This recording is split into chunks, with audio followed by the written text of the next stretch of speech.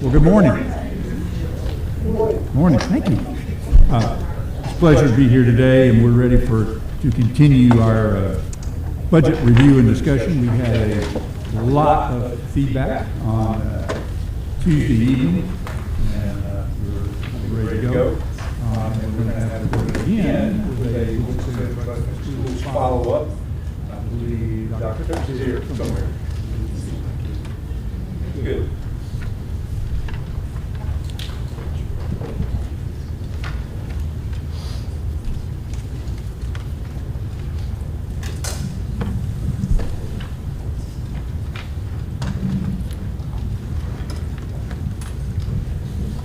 Good morning.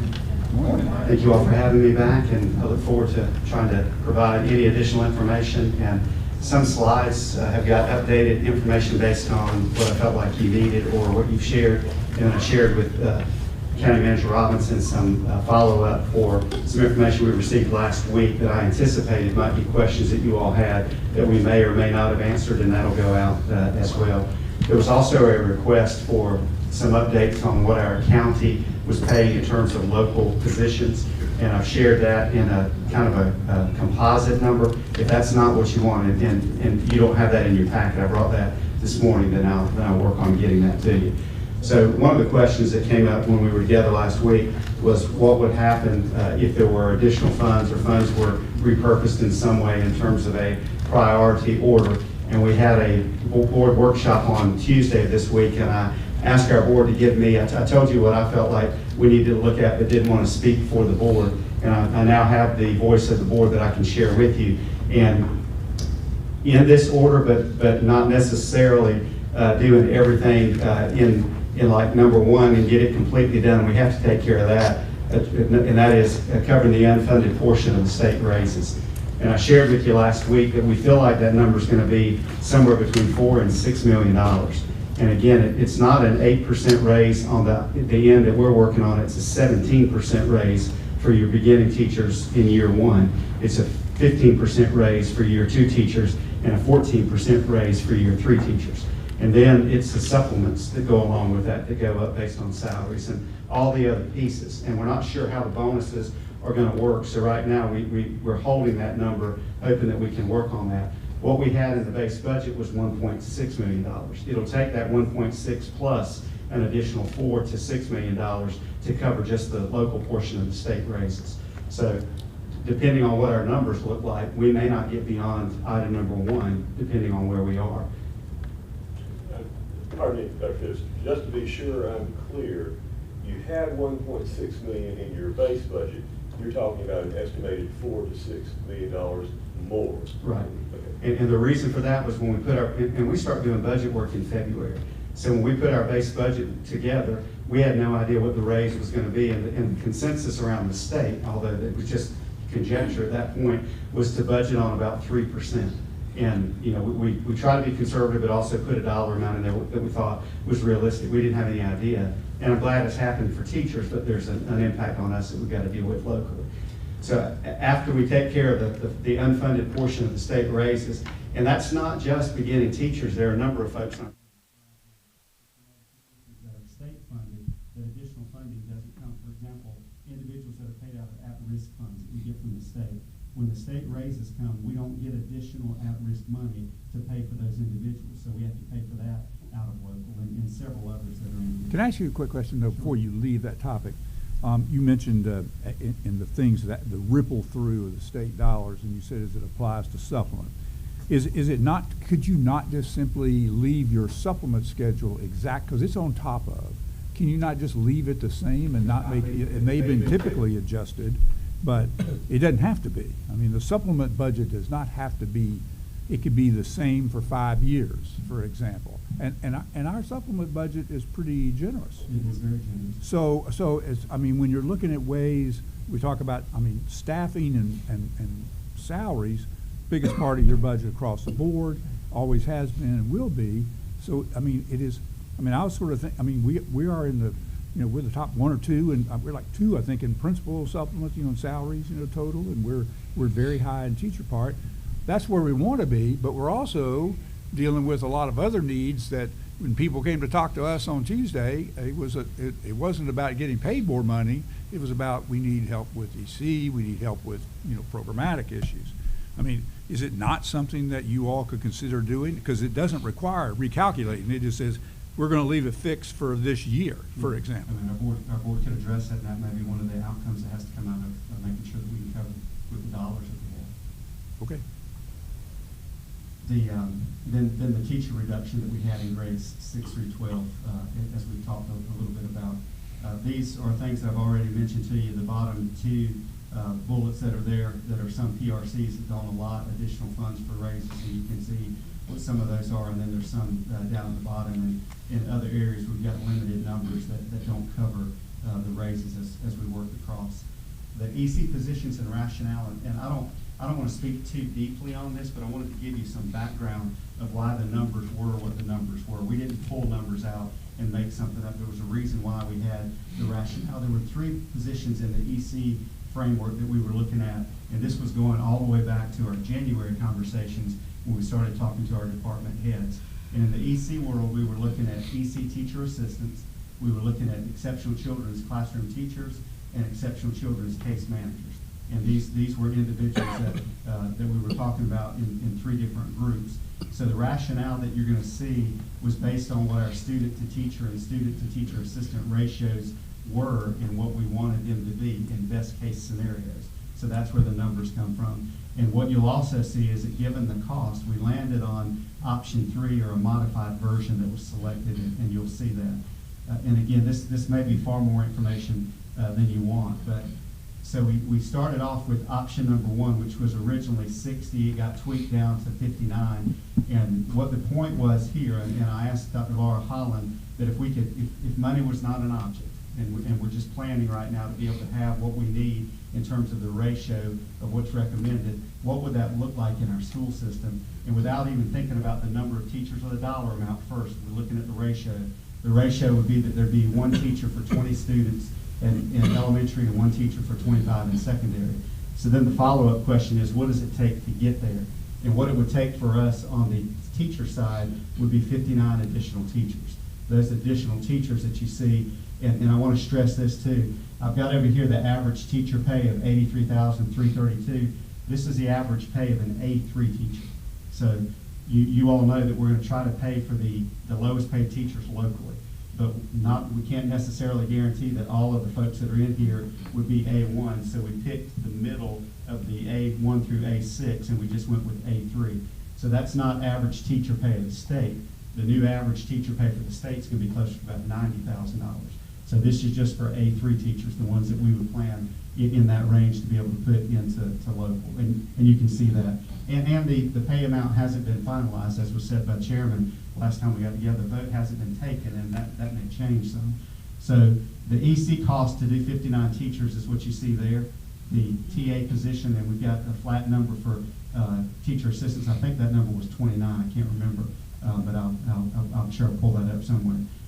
The second option was to change the ratio a little bit from 1 to 20 to 1 to 23. You can see the secondary number changed in option 3. It went to 1 to 22, and in option 26, it was 1 to 23 with a little bit different change at the secondary level. And you can see what the dollar amounts would be for all of those. So as we were having conversations with our department leaders, and then we ultimately talked with our school board, we ended up in the option 3 area, and conversation back and forth between the board in terms of actual numbers. They got to a point where they all shared a number that they felt comfortable with. We took the arithmetic mean of what that was, and it turned out to be 37. What may be confusing in some of the literature that I provided you, the other note that we made was that there were 15 positions when we went back and did our recalibration of positions based on what the state allotment was. There were 15 EC positions that should have been eliminated based on allotment, but we kept 15 of those. So we're carrying forward 15 that were in the budget, in the base budget, in addition to 9 teacher assistants. And those 9 teacher assistants that were in the base budget, we felt like, again, I had to plan as if we didn't get any type of an increase, would give us the ratio that we felt like we could move forward with on that particular ratio. I've got a number of EC questions. Okay. And I do realize that I believe the delivery of services is different than back when I was superintendent. And I'll tell you what's foreign to me is using a teacher-student ratio for EC students. Because for me, EC students are driven by how many EC students you have. I mean, so it really gets into what is the program delivery model. And I would love for you to tell us what your program delivery model was in Caldwell County, sort of big picture. Well, I think it's based on IEP needs and what those things look like. I understand that, but let me be more general. Typically, and I'm just giving you sort of my sort of thinking of this, is that inclusion is I'm sure it may not be called inclusion again, but it is bringing EC teachers into the regular classroom, right? Well, but typically, even in the design of school buildings, I mean, there were smaller rooms for opportunities for a typical IEP, individual education plan, would have you might have a reading deficiency or need, and you might be having an hour a day in a pull-out classroom for reading. But you didn't spend your whole day there. You spent it for part of an hour of your day, and then you were back in your regular classroom, and you probably had reading twice if you could. Not always perfect scheduling, because but you're leaving the classroom and returning. And so you had a self-contained, it wasn't self-contained per se, but it was a pull-out model versus bringing in teachers. So so you had kind of best of both. You had an opportunity to be in the regular classroom if you're an EC student for a number of things, and you had an opportunity for more small group work, and that ratio typically in those classrooms ran 8 to 10. You know, you sort of had an 8 to 10 kind of number, and you delivered more intense services. You had one specialist and the EC assistant typically. But it sounds to me like the delivery system is now nothing but inclusion, and that all teachers, you're going to have enough EC. It is impossible to fund enough EC teachers to do that much work, and then you're doing the work in the regular classroom, and you're providing disruption during that time with people. There's a lot of movement now with adults into the classroom, and I can tell you I have watched personally many times some inclusion classrooms, and my observation for a period of time would be that basically the EC teacher was watching the regular classroom teacher teach, versus because you can't be doing, if I'm working over here with Vice Chair Wisenhunt, then it's hard, and you're speaking, that's a distraction to you and to everybody else. I'm having a little trouble. I know there's a lot of research on inclusion generally as a positive thing, but it sounds to me like you're just using ratios to bring in a whole nother set of teachers on top of your regular classroom staff. And if that's the case, that would probably explain to me what I read in the paper back in the fall with Kathy Moore talking about why she targeted EC for the budget reductions, because she gave examples of what I read to believe. I thought the state calls it something, and they use ratios like you should probably have one of these, a teacher or an assistant, and I think they even called it a different kind of position. But it was at a ratio of something like 1 to 50, 1 to 40, 1 to 60, and we were staffing at 1 to 16, and she used that and said, we need to get back more to this recommended level. So this sounds like we're going back to exactly the kind of staffing that was in place before we ended up with this huge reduction in staff. So that's a lot of information, but I'm really at a loss here I saw this slide last night and said, what are we doing here? Help me understand this. Well, and if you'll allow me to have Laura come up, she's the EC director. We have self-contained, and the resource delivery for a student who's learning disabled is not in a self-contained classroom. And if you can talk, Laura, about what our program looks like, I think it will be helpful. And I'll hand you the mic. So service delivery. Okay.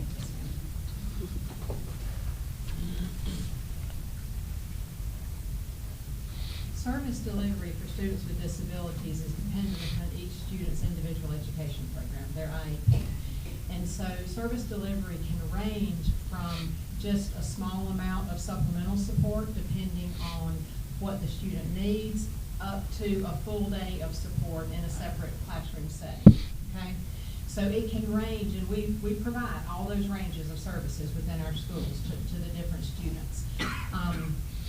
I think that there may be a misunderstanding of the ratios here and the differences in like a group size versus a caseload size. And so when we're talking about ratios here of students to teachers, we're talking about caseload size. So if I'm an elementary teacher and I have, let's say if we look at option 3, and I have 22 students on my caseload, I'm serving those 22 students in different ways at different times throughout the day. Those are students on standard course of study. So I'm serving those students at different points in time throughout the day in different groups. I may be spending some time in the general education classroom with the student. I may be pulling some of those students out into a small group setting to do more intensive individualized instruction. So it will look different. The idea is not to put an EC teacher with each classroom teacher. That's really not the idea of inclusion. Inclusion really simply means that students with disabilities are included in the same classroom as students without disabilities, which is required by federal law. And so that's really the basis of inclusion. So sometimes services are provided within the general education classroom if that is appropriate for the student. Sometimes services are provided in a separate location if that's appropriate for the student. It's different for every student. Let me see, I want to try to make sure I'm answering. Well, most before of you your leave that, let me ask you a question. Go ahead, yes. So an IEP is no longer written with an estimated amount of time of support.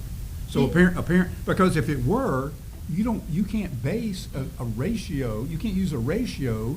If you've got let's say grade level, 3rd grade in a particular elementary school, and you've got, let's say you've got 4 classrooms and you've got roughly 75, 85 kids in that 3rd grade.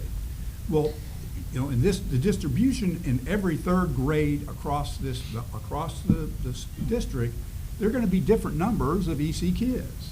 There are going to be different kids that are identified with different needs, and if they used a number of minutes, like 45 minutes of reading, then that's going to calculate sort of into amount of staffing is required to deliver the minutes of education that are specified in the IEP.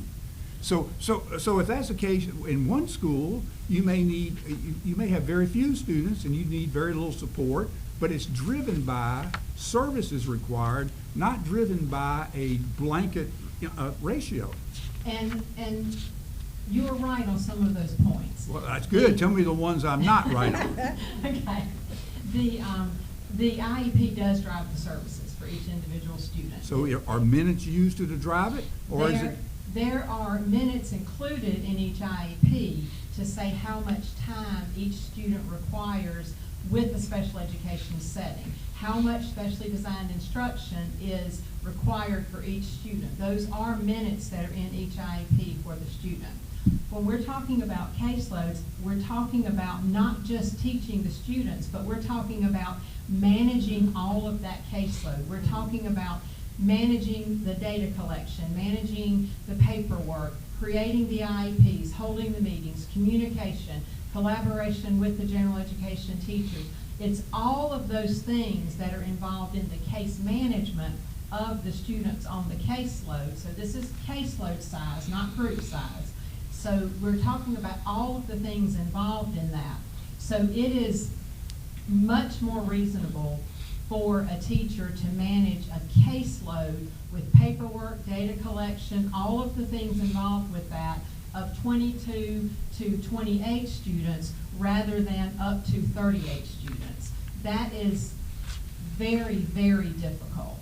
35, 38 students, anything above 30, honestly, is very difficult for a special education teacher to manage the data collection and the paperwork and all of the legally required things that we have to do to ensure that an IEP is implemented. So yes, you are correct about the service time indicating how much time the student gets, but there's so much more to providing for the students than just having them in front of you in a group. All right, here's your $60,000 question. Okay. So you had this set up at the beginning of last year. Let's review back in the last fall. Mhm. So you had this staffing ratio and whatever it was, and you were meeting IEPs. You cut out nearly 75 or 80 EC type positions. So what did you do? Violate the IEPs for every kid last year? We haven't violated the IEPs. for Then every how did you? student Then how last year. that? If you didn't, what? Where did that? Where did the equivalent of 75 people come from? It hasn't been an equivalent. It's been very, very, very difficult for the teachers to try to meet all of the needs of all of the students. I mean, to the point that many teachers have left because the caseload management is too much. It is, while DPI sets a maximum allowed for a caseload, we were And what is and that number, are, by the way? The maximum allowed with DPI is, for secondary, up to 50 per teacher. I can tell you that that's not reasonable. As a special education teacher myself, I can tell you that's not reasonable. And I can tell you that I don't know of any other district in North Carolina that has a caseload cap of, or a maximum of that high. Most of the districts that I've spoken with around the state are in the 20-ish to 25-ish range for elementary, and somewhere between 25 and 30 or so for secondary. And it varies depending on the student and the time and the kids that move in, and it just varies a little bit per school. But the purpose of trying to lower the ratios for the special education teachers is so that we can appropriately provide services for students, because it has been very, very, very difficult this year. It has been very difficult. So we can provide for that so that we can allow our teachers to have the time that it takes to really move our students. We want good student outcomes. If teachers are overwhelmed with not only the teaching part of what they are doing, but the paperwork and all of the other things, when they are overwhelmed with that, they cannot focus appropriately on what the students need. And so in an effort to really try to do the best job that we can in serving our students, we need lower, more reasonable ratios for the teachers, for not just the teaching group size, but for the case management load, because that is a lot. Special education teachers have many, many, many more duties as far as paperwork and documentation and things like that than any other teacher in the district would have.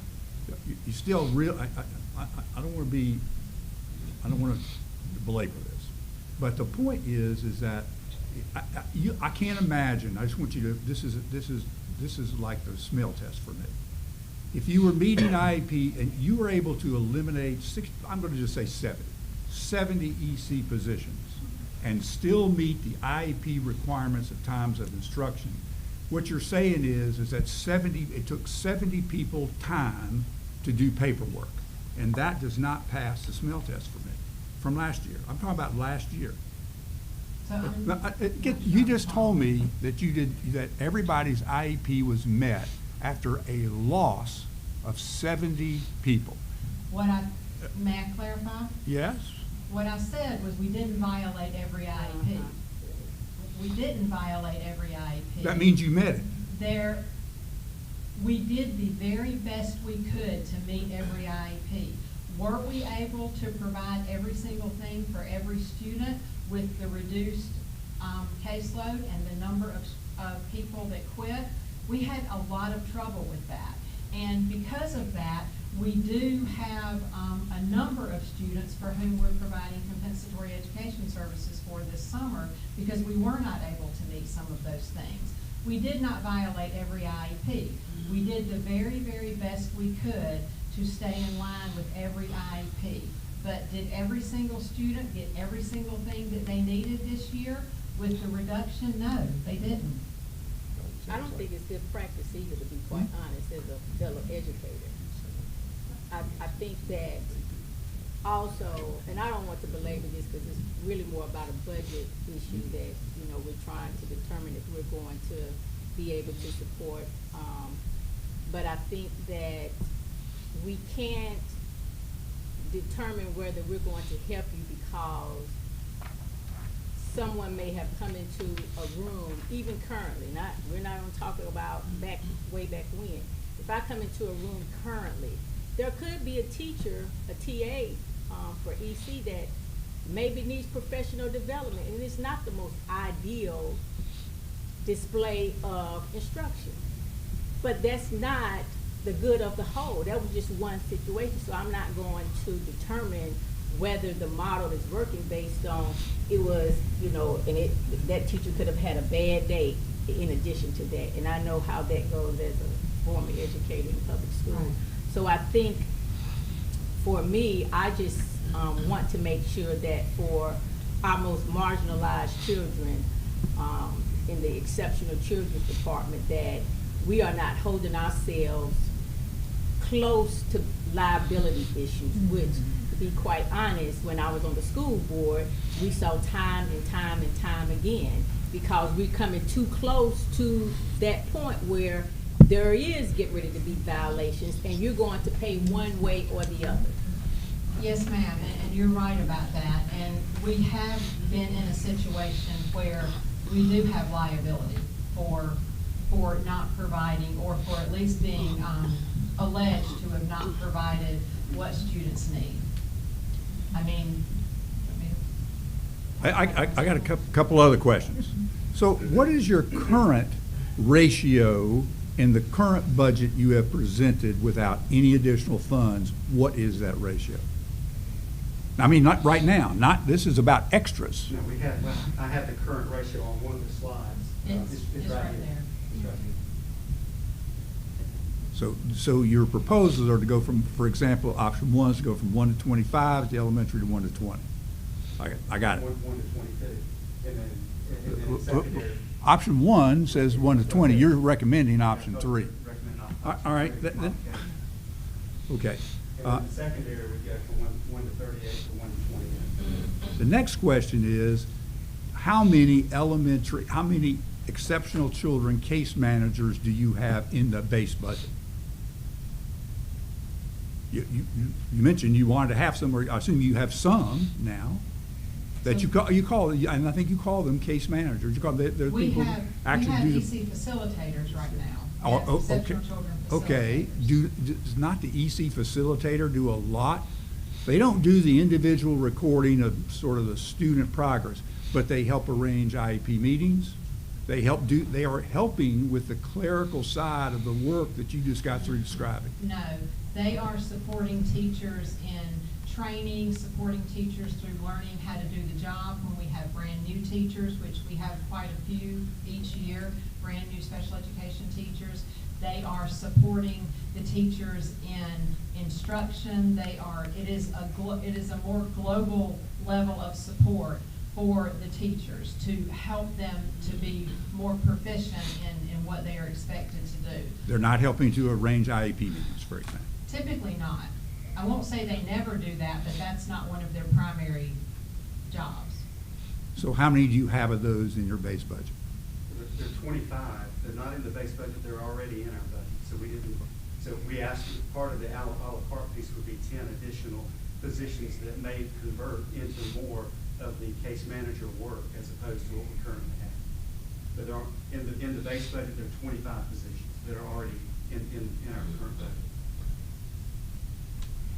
Well, my memory may not be accurate, but it was just 2 days ago with teachers coming, and a number of EC teachers spoke to us last Tuesday night. And they talked about that they needed someone to help them arrange the IEPs and this, that, and the other, and all that. So somebody in the past has been doing that. So I would think that's a function that has been done by these facilitators. So maybe your teachers think differently than what the facilitators are supposed to be doing. Well, that may have been something that was done previously. I've been with the district for almost 3 years now, and that hasn't been the case since I've been here. I can tell you that when teachers have lower caseloads, they can manage all of those things much more effectively, and possibly wouldn't be saying they need someone to help with that. Because when a teacher has time to do all of that, then that can get done more effectively. The last question. Do you know what the ratios of the EC staffing using these kind of ratios are in Mecklenburg and Wake and Guilford and Durham, for example? Do you know what the other urban areas are doing? I'm not sure what formula they've used as far as actual ratios, but I know where they sit right now, they are in the range of 20 to 25 for elementary, and in the range of 25, 28 to 30 or so for secondary. But I don't know their exact formula that they've used. Last question, and I said last question before. This is the second last question. And that is, this is back to my first question to you, Dr. Phipps. How did you handle this in Caldwell County? We had a smaller population, obviously, so we had fewer teachers. We were still in the resource mode where we had resource classes. We had some inclusion models that were there, very similar to what we had, but we had teachers that were able to manage because their caseloads were small enough. Did you staff them on caseloads like this? I honestly don't know what the ratio of staffing was. It was recommendation from the EC department, and that never became an issue for us because we felt like we had the numbers that we needed and never had any issues in that particular area. So, But I can so the answer, what you're telling me is that, which is what I suspected, is that it sounds like you and Caldwell County staff more like what I'm familiar with. You didn't present to your board and ask them what they thought the appropriate caseload staffing should be. You basically looked at your students who were identified, you looked at what their needs were and what they required, and you tried to find staffing to match within a given school. Because this is school, changes, independent. I mean, you need to, you don't go across the board, because in some schools there are more needs, in some schools there are others. Your EC people worked with it, they had a budget they worked with, and they came in with a recommendation, and you said, we can do this, we'll do it. But because the ratio was managed, and the ratio never became a topic of conversation because it was in an area that we could work on. Now, in that district, we had folks that served multiple schools. They weren't just in one school. Absolutely. That's not the case here? Which you have to do in a small district. And that's not the case here, too?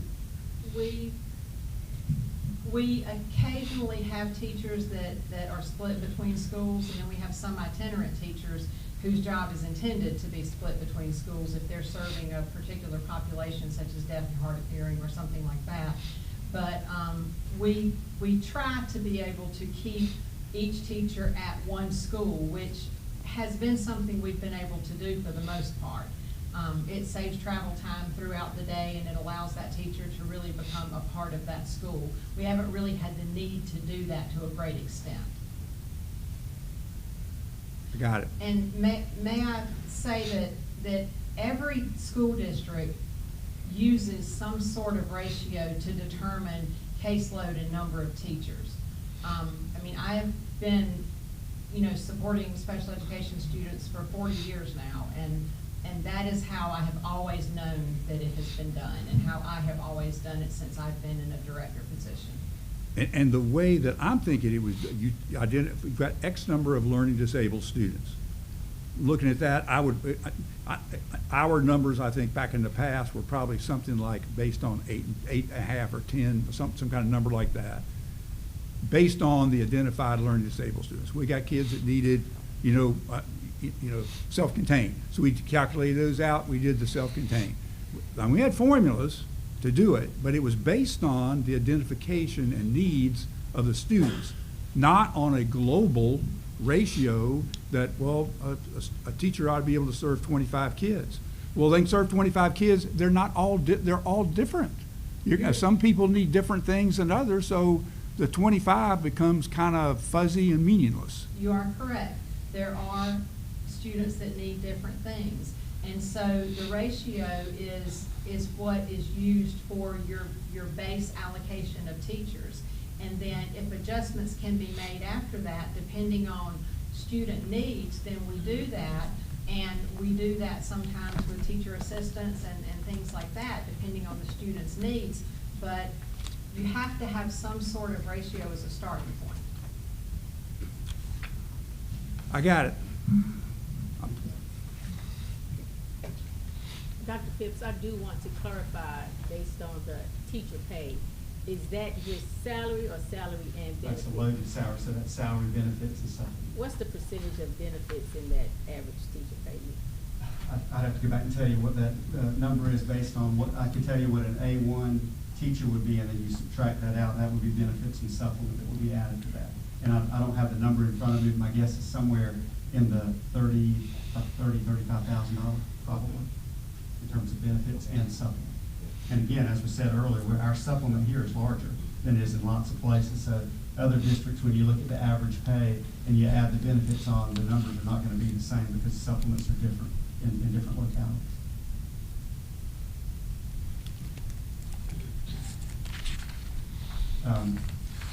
We talked about ratios here. I don't know how much time you want to spend on that. The base budget was the 9 EC teacher support with a ratio there of what we have, trying to go for a target. That's why the 9 were in the budget, and then the additional 37 positions that I mentioned to you that were in option number 3.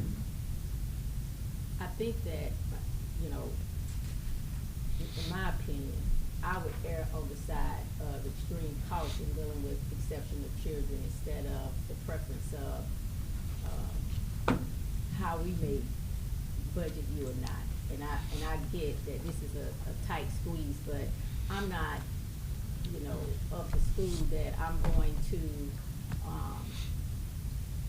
minimize what's needed for EC teachers and those children, especially when there are federal expectations.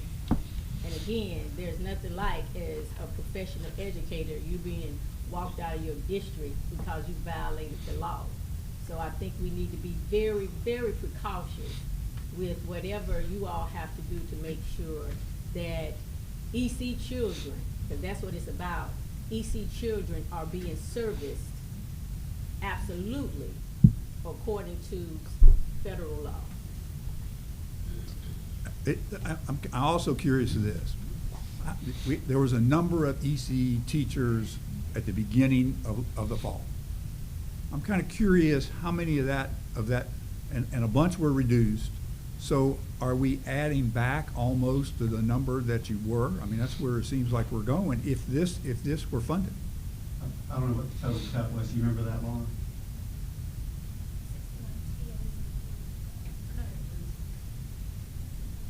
It was 60-something teachers and 90-something TAs that got cut, and then some that were after quarterly. So together it was about 150 staff positions, but that was TAs and teachers. So your base budget added back 15? Base budget kept 15. We didn't cut those positions, so we didn't add them back in. The only thing we added in the base budget were the 9 TA positions. And then your original proposed was 60 new. So if you did your option 3 on the previous ones before, how many people are you adding back? 37. You're adding 39 37 here. of the roughly 60. Right.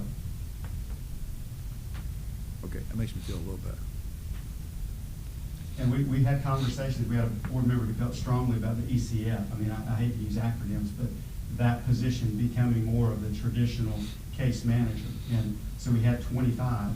The notion was to have 40. The board landed on 30, so for 35. So when you look at the a la carte list of things, and I don't know what else to call that. I don't mean to downplay it anyway, but it's the list of individual items. If you look at that, there are 10 positions that were added for case management that went along with the 25 that would get us a total of 35. But we got 25 that are currently in place, so we need additional 10 if we did that, if that was a move that was going to be made. Can I just say that this entire budget process, I have felt like I was on the school board, been there and don't want to go back. I feel for you, especially when you all say that they need extra help, like with paperwork and that sort of thing. But in our budget, we also have to budget for social services. So that includes foster care. Can you imagine the paperwork that they have to do? And can you imagine that sometimes they have to spend the night in the office with children because they can't find a place to put them? So we have to, although I feel your pain, we have other pain in this budget also. Understood. So, Dr. Phelps, for me, thank you so much for your presentation. I just wanted to say, in order for me to support and possibly support the additional EC investment around above the formula, the funding formula, in order to build the trust in the community and for our taxpayers, would the school board commit to a letter to say that the funds that we give would be utilized for that allocation only, knowing that in the past we've approved, for example, technology, and those things weren't used appropriately in the past? Is that something that could be manifested prior to the? I could certainly present that to the board and let them know that there would be conditional funding, if I can call it that. That would be on that for that purpose. But our first priority has to be taking care of the raises, because we have to cover that. And then the second piece would be EC, and then what our board made clear to me this week was that there's some 6 through 12 positions that have been cut that they want to consider, but I don't know how far down that list we can go until we literally run out of money. And that's totally understandable, but what I'm hearing you say now is that that's your priority, but it's us that's providing you the funding for the additional above the funding formula. So for me, I would need that letter to respect where we want those dollars to be funneled to. All right. I can have that conversation today. But of course, thank you.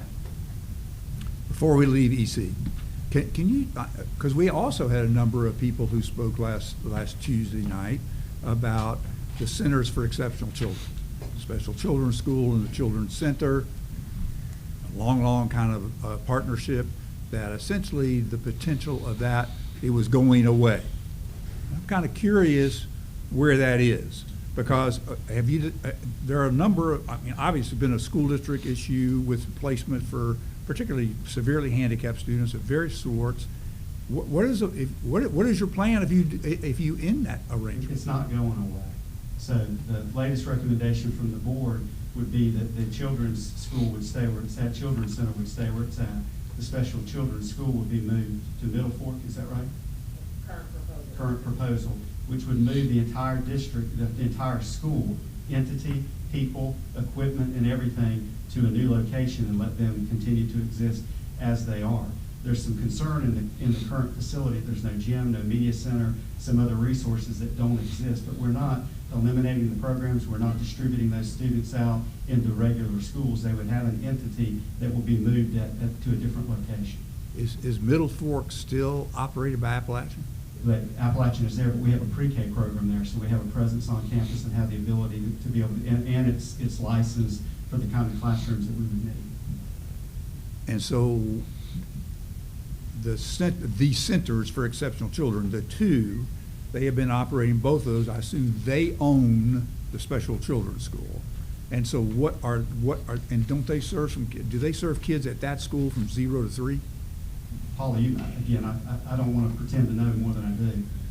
I'll ask Paula Wilkins to come up. But yes, and the building piece is an interesting piece too, because in one of our properties, the land is owned by Wake Forest.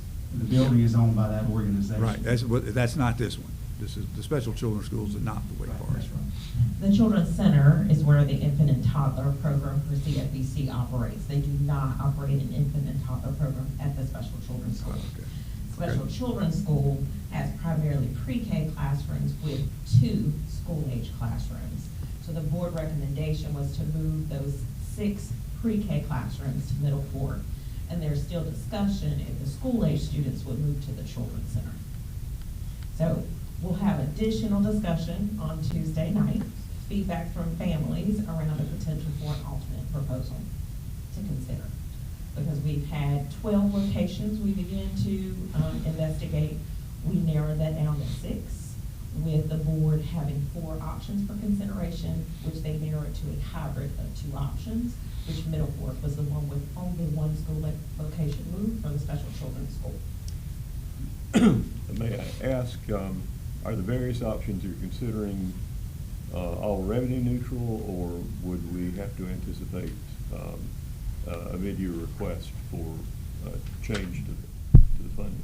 We do not anticipate any funding requests for any move that was proposed on the table. All moves and any upfitting for schools or locations can be done within existing dollars for capital. Because as I recall, in the history of this, which is a long one, at some point, the Special Children's Center began charging, they began leasing the buildings. At the originally, there wasn't any lease involved at all because there was a maintenance agreement with the district to maintain a bunch of that. That is correct. And In what's missing- 2014, the lease and the actual agreement that included the lease began. And which is not inexpensive. It's a fairly high lease, as I recall. It's a reduced rate from market rate for expenses. It's about $10.50 a square foot, $355,000 for both buildings, but we also pay for maintenance, for cafeteria service, personnel, and additional personnel for both buildings based on the size of the building. So it's about a almost $5 million cost annually for both buildings for personnel and expenses for leases. I got it, that's helpful. Okay. Got you one other question. What is your anticipated enrollment projection for next year? Does DPI still send out these enrollment projections? Well, I haven't seen an enrollment projection. It's based on, as you know, the funding formula is based on what our current ADM number is. No, but what are you expecting to show, are you expecting the same number or fewer numbers Well, I'm next year? hopeful that we gained some of those students back that we lost. So we lost 1,500. And my hope would be that we're positive 400 or more of those students coming back is what we're hopeful for. Birth rate is not positive in terms of working through that. A number of the folks that left were employees that left that had school-age children, but we're hoping that we are able to reclaim and bring some of those students back and perhaps some others that are in other settings that would choose to come into our school system. We have to do that for economic viability moving forward. That's got to be part of our market plan. I had a question on a different tact. Looking at the legislative environment, I know that the cap of 13% on exceptional children in the funding formula has been pointed to as a major source of the underfunding from the state. Is there, and I understand that that's legislatively mandated, is there any ongoing discussion currently of that as a negotiating point in the current budget? My understanding is the governor's proposal took the cap off, and I think there was some money that had to be added to that. Haven't heard from the House or Senate side. For us, if I remember correctly, that's about a $5 or $6 million impact in terms of local money that's being spent in the EC realm, that if the state dollars were raised, would be money that we could spend locally in other areas. Not that it's not worth spending there, but if the state were to handle that at a higher level, there'd be more local money for us to do other things with. And it's certainly something that we've advocated as part of the legislative priorities that we have. And as I talk to members of the General Assembly, it's one of the things that I mentioned right off the bat. Has there been any work done with other counties in terms of the county government per se, adding that to the advocacy list of the legislature? So we had a bit of information that went around right after I got here in January that I was not a part of creating, but certainly a part of trying to encourage it. Started with the larger districts, larger cities first, and then went into more moderate-sized districts. And the idea was to adopt that legislative list of priorities. And we did that, but we added some things to it that we felt like were specific to Forsyth County that we needed to include. What kind of traction that gets, I don't know. And we'll share it with our delegation and make sure that folks know that locally these are the things that are important to us. I'd like to share that with you all if you've not seen it, because I think that the things are bipartisan. We're really focusing on what we feel like is best for students, which is where our attention needs to be, and not on one side or the other of the political fence. I haven't seen that and would find it worth Okay, reviewing. happy Thank to you. share that with you. It just moved just a couple of years ago from 12 and a half to 13. That's right. So that was like a sea change. It was. So to move beyond 13 is up for debate, certainly on that side. And there's work being done, and it's called the weighted student funding formula. Probably a good time to mention that, just so it's on your radar. Yeah. And the idea was, as we talk about exceptional children, you may have a child who's receiving speech services 30 minutes a day, 2 days a week. And then you may have another child who has a trach tube, has to have diaper changed, and is confined to a wheelchair. Those two students, in terms of service delivery, are on a much different continuum. But right now, they're paid at the same level through the state.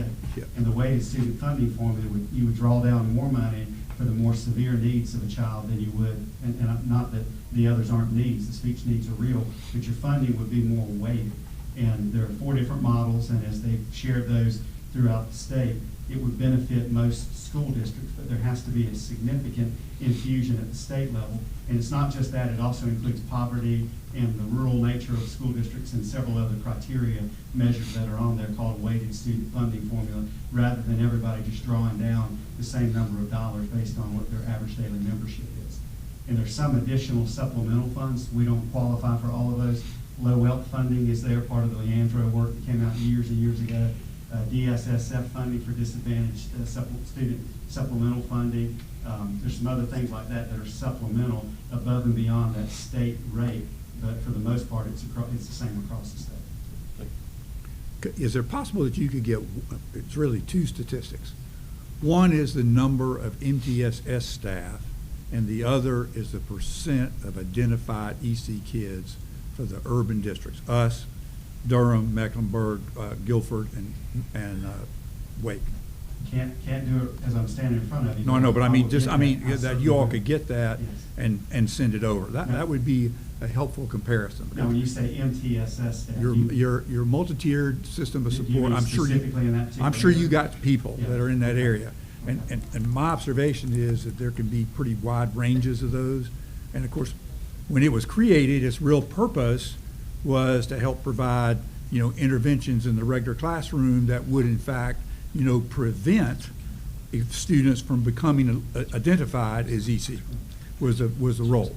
And so I always felt like the effectiveness of MTSS positions is basically whether the number of EC identified people begin to go down. I mean, that the regular classroom teacher and support and data systems are such that it manages that. And I think that number's gonna be low, because I think a lot of folks that are doing MTSS work are embedded in other programs and things like that. Paul? But I'll get that for you and give you the breakdown of both numbers. But MTSS is multi-tiered system of support. Yep. As we were talking, what that means is that as a student is starting to indicate that they're having difficulties, it could be behavioral difficulties, academic difficulties, whatever they are, we want to work with them, and we're on 3 different tiers. So tier 1 would be education that every student would get. More individualized instruction would be tier 2, and then tier 3 would be the specialized instruction work that you get into. And the idea is that you work, and hopefully you can remediate whatever a need is before a student's identified as being an exceptional child. And it's not as much about trying to keep the numbers of identified EC students down, it's trying to intervene early Yeah. so that the needs aren't significant enough to become identified as EC. The district created an MTSS interventionist position back in about 2021, and we funded those for all schools with ESSER dollars. Of course, when ESSER dollars went away, those positions were eliminated. For schools that continued and were able to get flex positions, they continued to maintain those, but that was for elementary schools, about 5 schools right now. As a district-wide position, we no longer have that position. We do have individuals, there's a responsible party that is an add-on for their position that helps to manage the IST process, that helps to work with teachers with paperwork. There's no dedicated funded position any longer for the district for that. Do you know those other urban counterparts, if they have that kind of position? People have some, for the most part, the large 12, they have someone that's an add-on, usually it's a counselor and/or a lead teacher or curriculum coordinator or facilitator that has the management of the IST process with them. Very few have that as a dedicated position due to funding, because we don't have the additional funding for that to be full-time dedicated and run interventions as that position was created. But do you think that what you would have now is the equivalent of a half person at every elementary school or every? Roughly, it's at least a quarter to a half of their position dedicated to management of that process, working with teachers, holding the IST meetings, the intervention support team meetings, et cetera.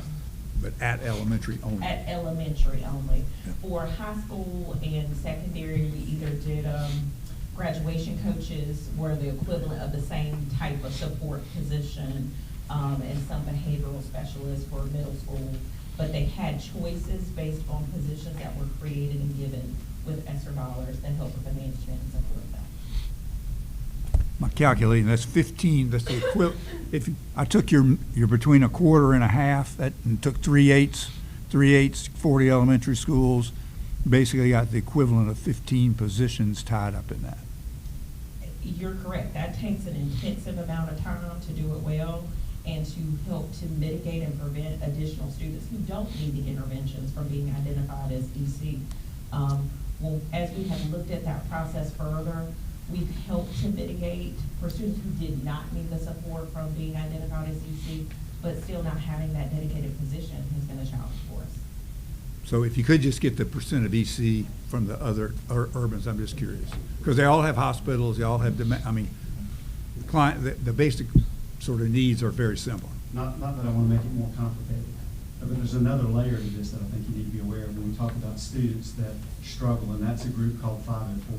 And the 504 students are not necessarily EC, they may be, but these are students that receive services through the American with Disabilities Act, the ADA 504. And it could be, and they may not need specialized instruction learning for learning purposes, so they may not be EC. So there's another group of students that we're working with that may have a physical disability that we need to work with on an accommodation, and they get an individual accommodation plan, another acronym, an IAP. But so you've got MTSS, you've got 504, you've got EC, and then you've just got all the other work that teachers are doing every single day. So there are a lot of moving parts, and it's very complicated, and just one small piece of a really big budget.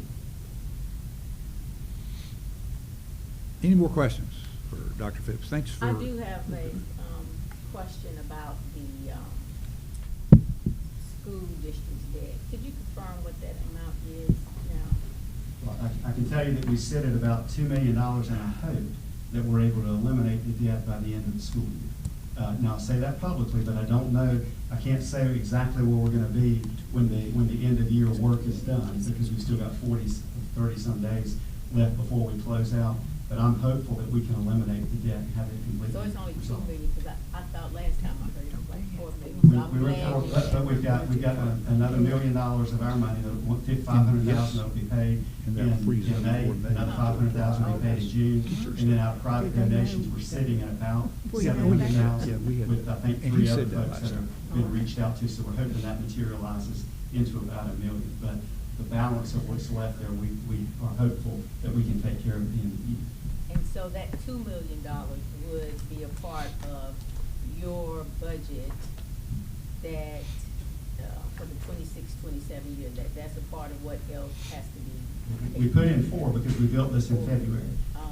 If that debt is reduced, that's $4 million that can be used for other purposes, Yeah, including. that's what I'm getting at Yeah, right there. including taking care of the raise, or looking at exceptional children, or 6 through 12, yes. So that is a possibility. Yes. And then- we hope that happens, because we'd rather use it for that purpose than to service and take care of debt. Okay, Yes. and so then we could get to that priority number 2 for sure, which is the EC, request. Well, we still gotta cover the raises, so we have to take care of that first.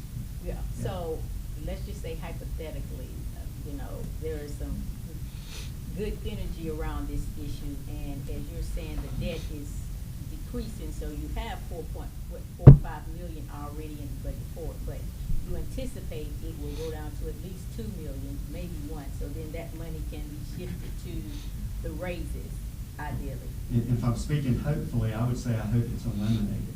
So Okay. the $4 million that we set aside for debt, I hope we don't have to use any of that for debt, and then it could be repurposed for exceptional children or covering the raises or whatever those needs happen to be. Yes. When do you think you will know that? I'll know that hopefully by the time we run June's payroll, and we haven't gotten the last payroll back for teachers. We'll get that back. I think our payroll numbers for May will come in on June the 4th. So when we get June the 4th, we'll have some idea of what that looks like. And we don't have a lot of folks that are on 12-month anymore, so that'll give us a pretty good idea of what our finishing numbers will look like.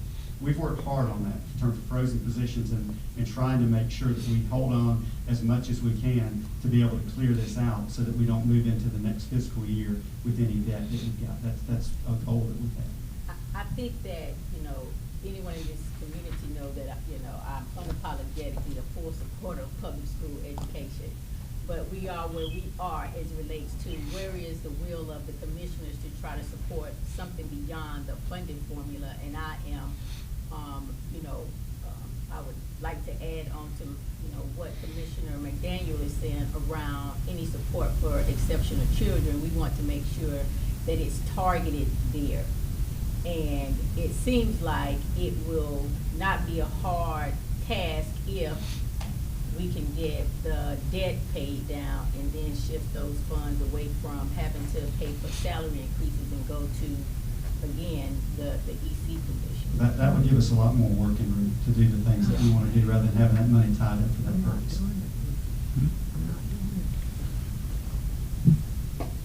Any other questions? Thank you. Thank you all. Thank you for your availability, and Yeah, anytime. we appreciate your promptness in answering questions. And I, for one, am glad you're here. And several of you had some other questions for the schools. A lot he answered today. There might be a few others. And so the first page in your packets were just kind of some Q&A that the schools took the time to write answers to your questions. So I just want to make sure you saw that in your packet. Okay? Could we just take a few minutes break so we can focus on Yeah. 10 minutes?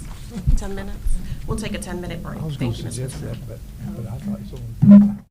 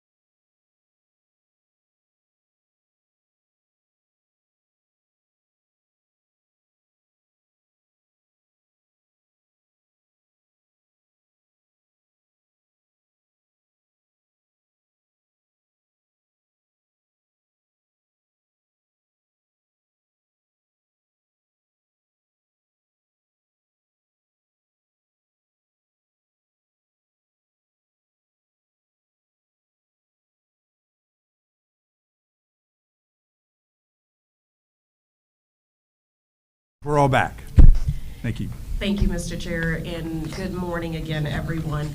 Before we talk about our follow-up items, I did just want to mention to the board, we put in front of you, hot off the press, is a copy of the 2026 resident survey results. And so I just wanted to make sure you receive the copy. We are going to work with the company to come and do a formal presentation, and we will also work with our Map for Sight team to do some dashboards based on the data. But I did want to make sure you received it because there is obviously information in here about what residents think should be board priorities. And there's a summary, it's a large document, but there is a summary in the front that will assist. But no more to come on it, but I didn't want to delay in at least giving you a copy as you're deliberating on the budget.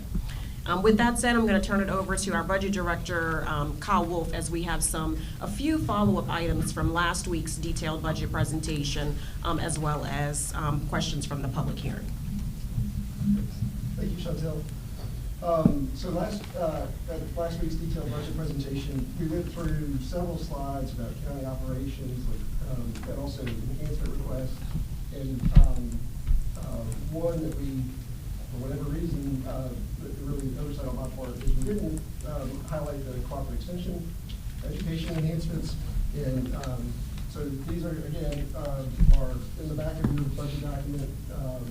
You have, there's the page numbers that are there. I think we need to highlight one of them.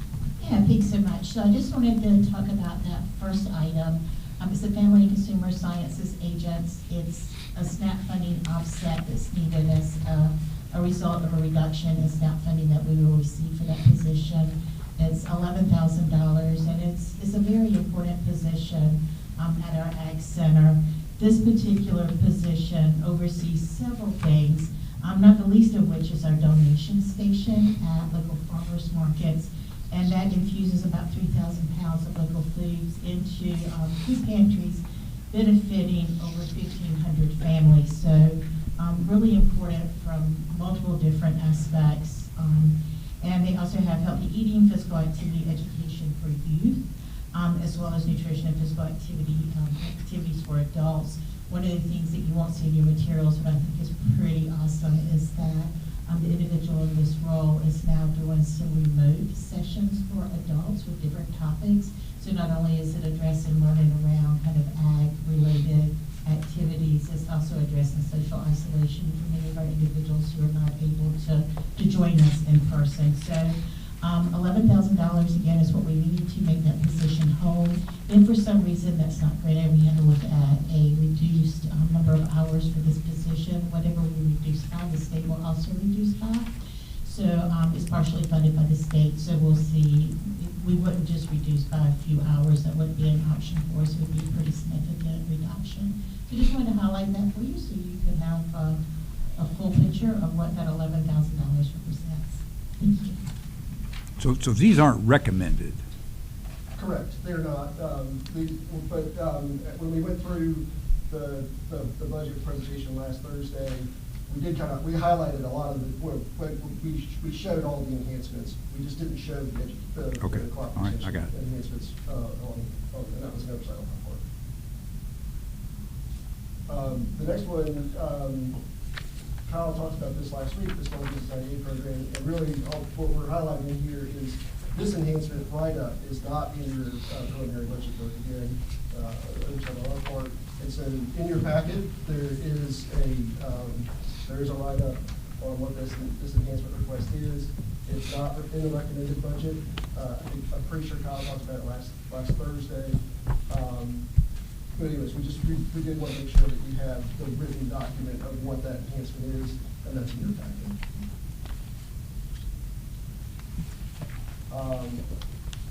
So as we discussed last week, there were several changes to our FY27 recommended budget that do impact your year-to-year comparison to the 26 adopted budget, including performance increases that we had budgeted, traditionally budgeted in non-departmental. Those are budgeted within each department in FY27. Utilities shifted from several departments for the FY27 recommended budget, and then vehicles are had been budgeted in non-departmental, and those are reflected in 3 departmental budgets in FY27. And so what you also have in your board packet is really just a department by department look at the current year amended to total recommended for FY '27, what the dollar change is, and what the percentage increase, or what the percentage change is by department. That's what that second sheet is.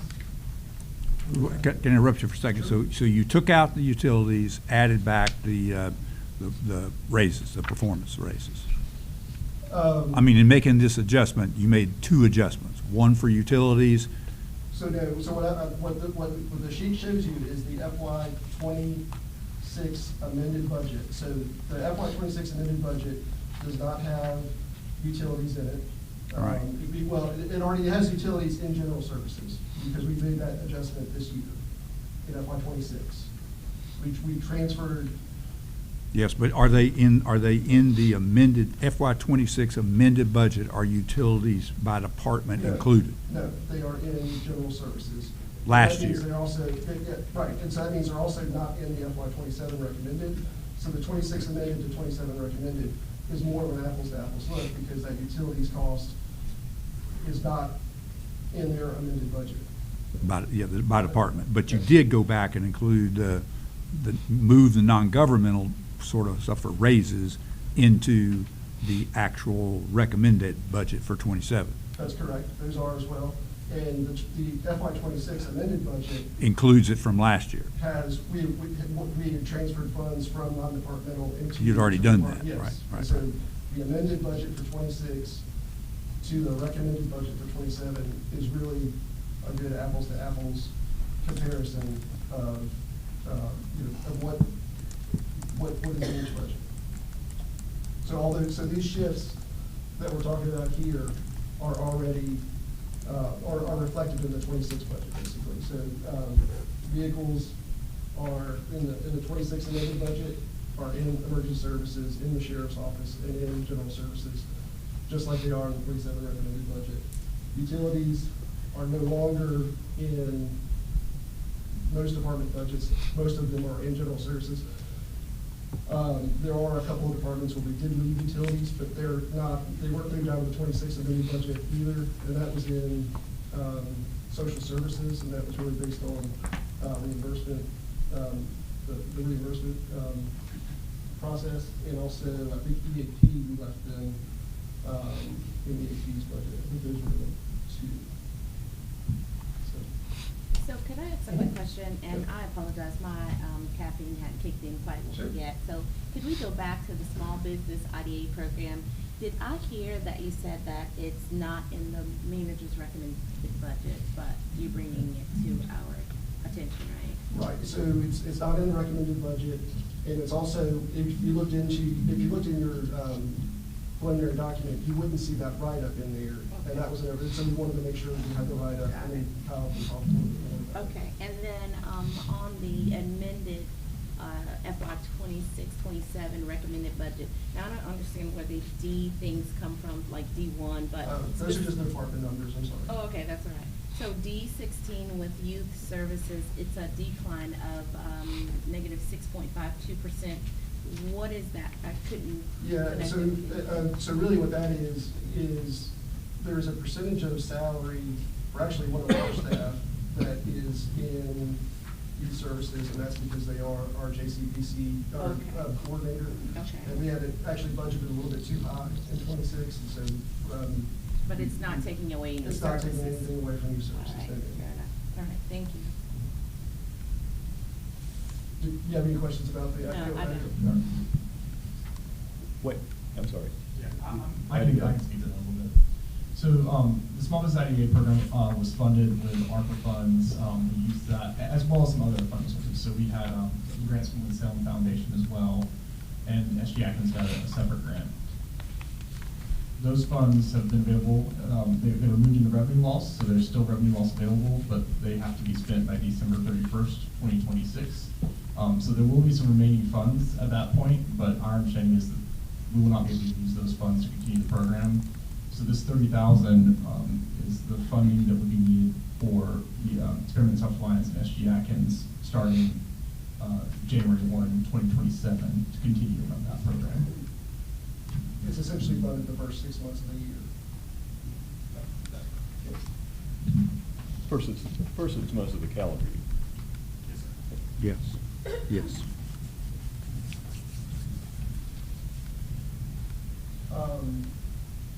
Also, we wanted to clarify, because there was a question about what enhancements were included in the FY '27 recommended budget. And so in the recommended budget, there is funding for 4 service enhancements in the general fund. It's 2 firefighters, offset, and then Clemens deputy, which we'll talk about in a little bit. Additional detention center operating funds, and then this folder inserter document software printer and DSS. And so these 4 enhancements are in the manager's recommended budget. The total cost is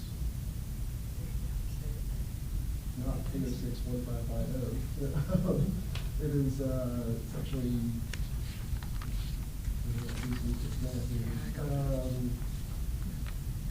no, actually, no, it is. It's 806,150, the extra 5 to it. And it is just this 806,150, but it's the net cost of these enhancements because DSS is eliminating a vacant position. So this, while this shows a cost of $48,000, because they're eliminating a position, that will actually get wiped out. So the total cost of these 4 enhancements here is the 806,150. Also, there are some other enhancements that are included in our capital improvement plan, and that's these 4 here. Ballistic vests for emergency services, the gun switch out weapon light for the sheriff, ballistic vest for the sheriff, and 2 vehicles for parks, utility vehicles, and so the net cost there is $614,499. And so, again, these are funded in the capital improvement plan, not in the recommended budget, so these wouldn't be. These don't show up in your, these don't show up in like your department comparisons, because they'll be funded out of the capital improvement plan as well. But they will receive these funds, or these services. And then what I also wanted to, in your handout, is I think it is your third kind of staple sheet here that says enhancement request funded in the recommended budget for the CIP. And so there's basically a cover sheet that basically shows those 2 slides there. And then on the other sheets are basically a listing of all the different enhancement requests, what the cost is, and then what the impact on the tax rate would be. If they are bolded and highlighted, again, those are included either within the general fund or within the CIP. And Can you hear me,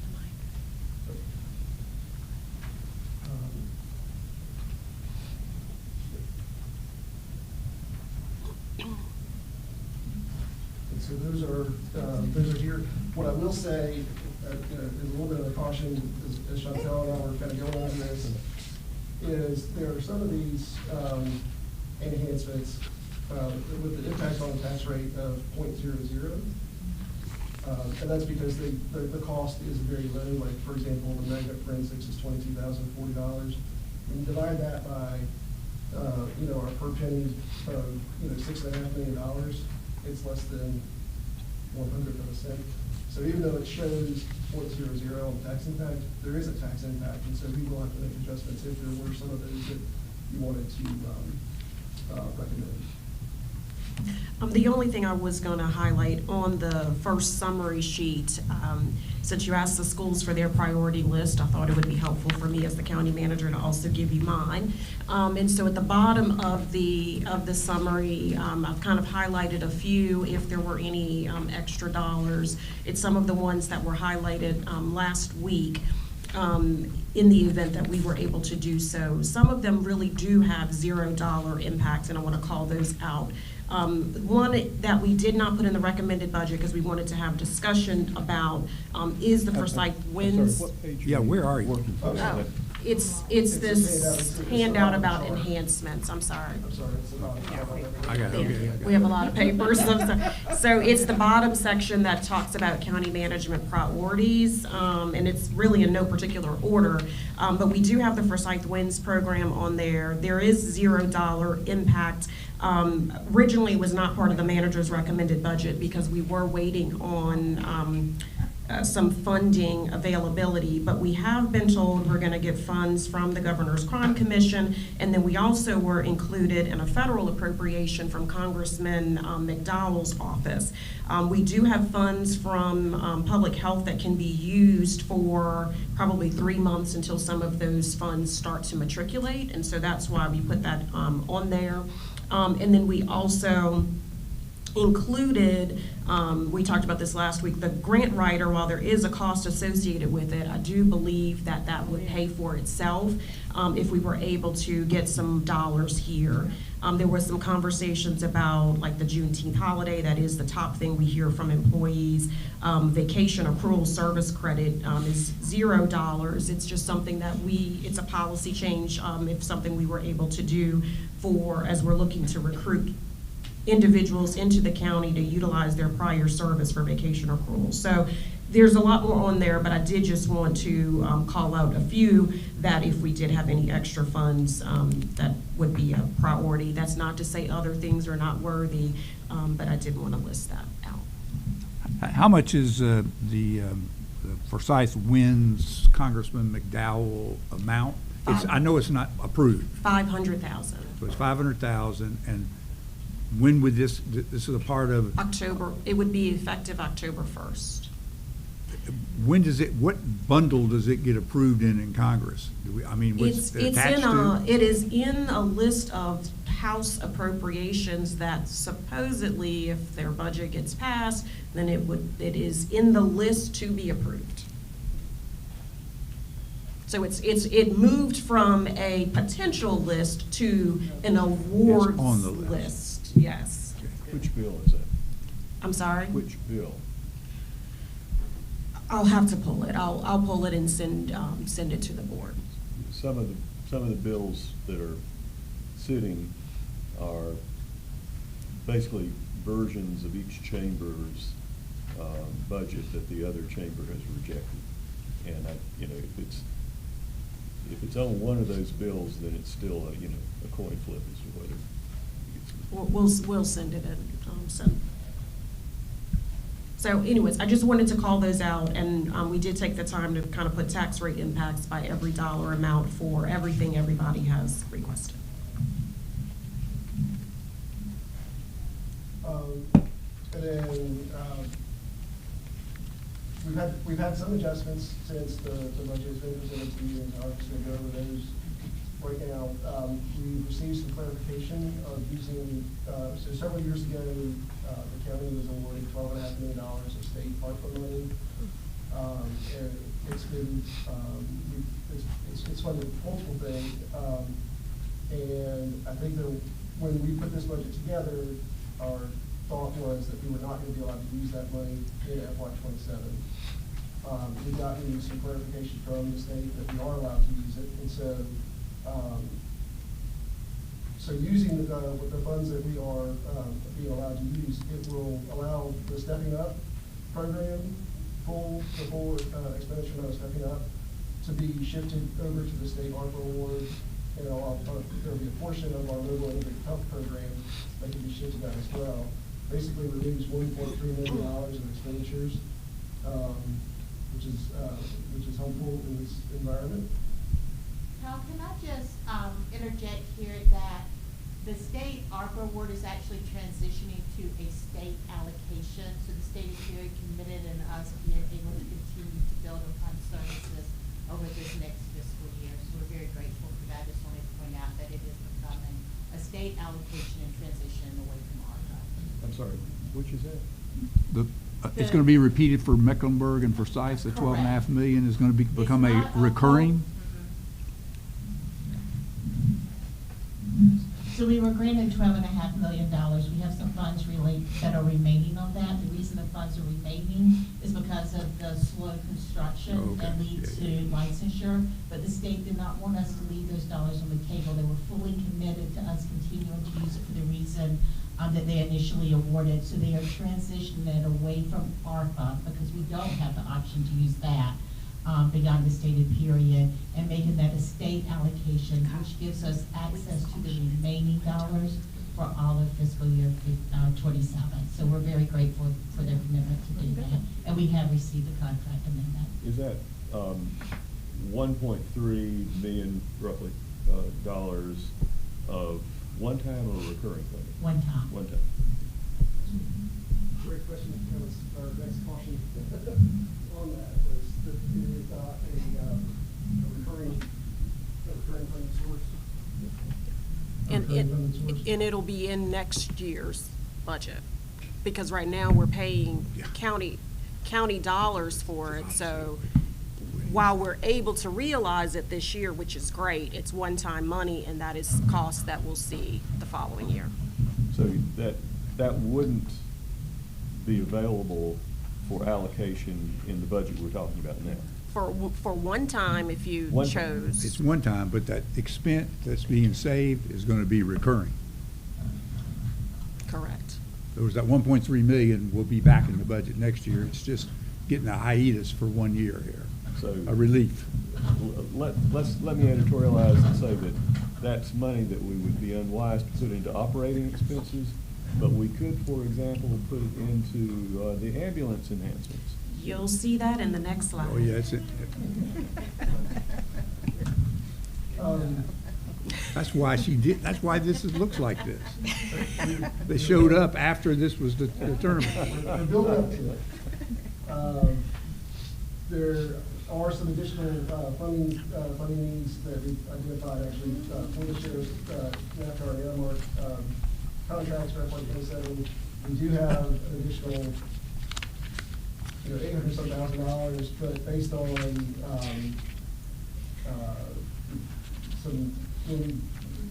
based on the contract amendment that we approved last week, we've identified that there's still an additional $160,000 needed. And so, you'd add that. Well, who identified that? I mean, we went through all this stuff. They've been working in it, that NAFCA isn't part of this. How does all this all of a sudden grow by another 10 or 15%? I know part of the issue was the Aramark contract, we did not have, when we put the $806,000 in the recommended budget, back in, when we decided that there'll be $806,000 of the request, which is what was requested into the recommended budget, we didn't have the new Aramark contract, I believe. And so They were in the RFP process for Right. Aramark. For food services, have since received the cost for that. There's increased cost, and Aramark is still the lowest bidder. And Kim Bussey, if there's anything you want to add. That's right, and just to add that the amendment that we did on the 7th increased the initial request for NAFCA for 26 and for 27. So those two contracts in their enhancement were together, and so there's, together, there's an extra $160,000 received. But wait a minute. The number came from Aramark for both years? I mean, I'm assuming if we're rebidding it, that contract expires whenever, June 30th, the first one. And so, but they gave you a number for year 2 before we accepted the final, we haven't accepted it yet, haven't seen it yet, the final bid for Aramark. It's coming to the board. Yes, sir. So the original request from the sheriff's office was for $806,000 for this total increase. And the breakdown of that, which I missed because I didn't have the actual contract in front of me from Aramark because it ended this year. We had a lot of work done with NAFCA, and we're very cautious about what was happening with NAFCA in both 26 and 27. My assumption was that $660,000 increase that we brought to you all was included in that $806,000. I missed the fact that Aramark was also in there at a $300,000. That's a 13% increase over where we are currently this year for that contract. It's about a 6% increase over that amended amount. So all that to say, the amount between when they made the sheriff's office made their original request for their budget and what we did on May the 7th, that board meeting, that amount increased for 27. And so it was just an oversight on my part that I didn't go back to see the breakdown of those two contracts. Got it. The other adjustment that we'll make is, the other adjustment that we are making is, in the FY '27 recommended budget, there is a deputy one position with a truck for Clemens, that they indicated that they were requesting, just either, I think it was last week, they indicated that they no longer want the deputy one position. I believe they're going to reclass a position or something. But they would like the truck, and they would like the 2 Harley-Davidson motorcycles. They are paying for them. And so it basically reduces expenditures and revenues by $20,133. It's a net $0 cost adjustment, and you'll see it.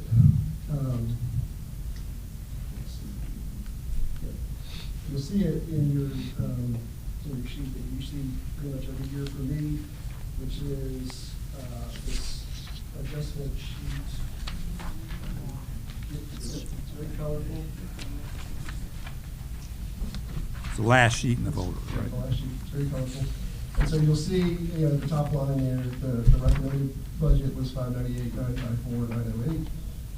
You'll see the adjustments, reducing expenditures for the MIH program, stepping up, the increase for NAVCare, and then the reduction to the Clemens enhancement. All that to say, it basically means that the budget is, out of balance by almost $1.2 million. And so what we've done right now is we put it in a budget reserve. And so what we've done is, again, we put it in a budget reserve. These are thoughts of the manager that in no particular order that you could use those funds to purchase an ambulance. You could transfer them to the capital improvement plan for unfunded projects, or you could reduce the tax rate by approximately 0.18 cents to 55.02. And those are in no particular order. I would just say on the tax rate, you can do that, but just know that it is a cost we would have to add back next year. So we could save it this year, but we also could allocate these dollars somewhere else. What's not on here that I thought about after, that I'd be remiss if I didn't say, we also could utilize it for fund balance to help our ratio as well. And anything else the board may decide you want to do. But it is one-time funds that's available since the state is giving us these, the one-year reprieve. So for the capital improvement plan, where is the priority? Where could we use that in the priority? There's a lot of things that are not funded. I'll let Kim Busty come up and just give a few examples. There's a lot that it is, but we're still short on some things.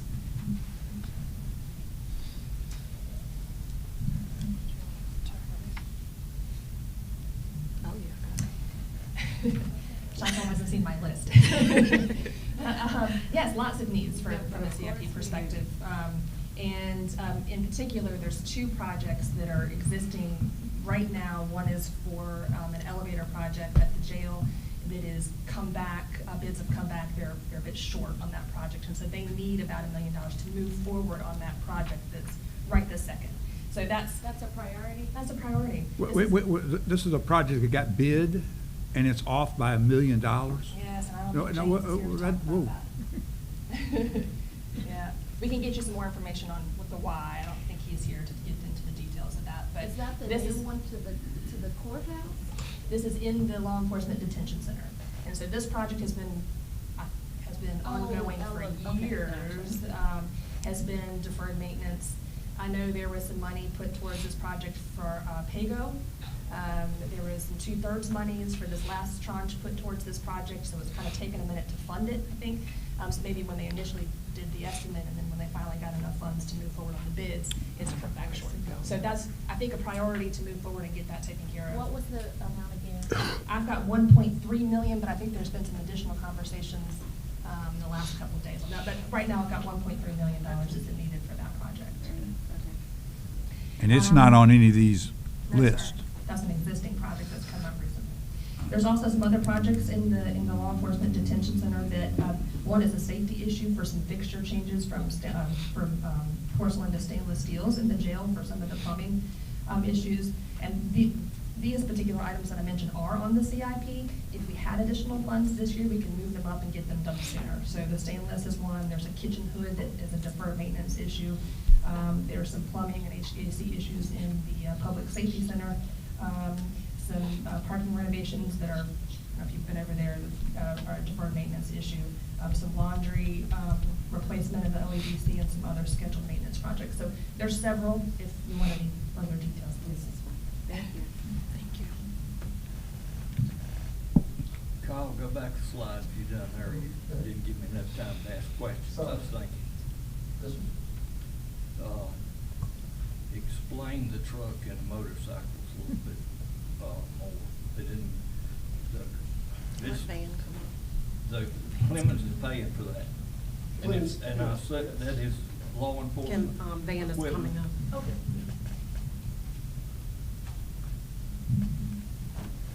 Good morning, Chair Martin and Commissioners. Yeah, so basically Clemens was originally going to add a deputy for another traffic position to do crash investigations and things of that nature. They decided they want to cap the number of officers they have out there. So what they're wanting to do is instead of adding an additional position, they want to take one of their detective positions and convert it to this traffic position. The problem is the detective position is in an unmarked, just regular, just commute car. So the truck is going to be for that. It's a marked up truck to be able to go out and do the traffic stuff and all that, because the car they're currently in is not capable of doing that work. Well, these vehicles. Yes, sir. That's figured in the cost of maintenance cost.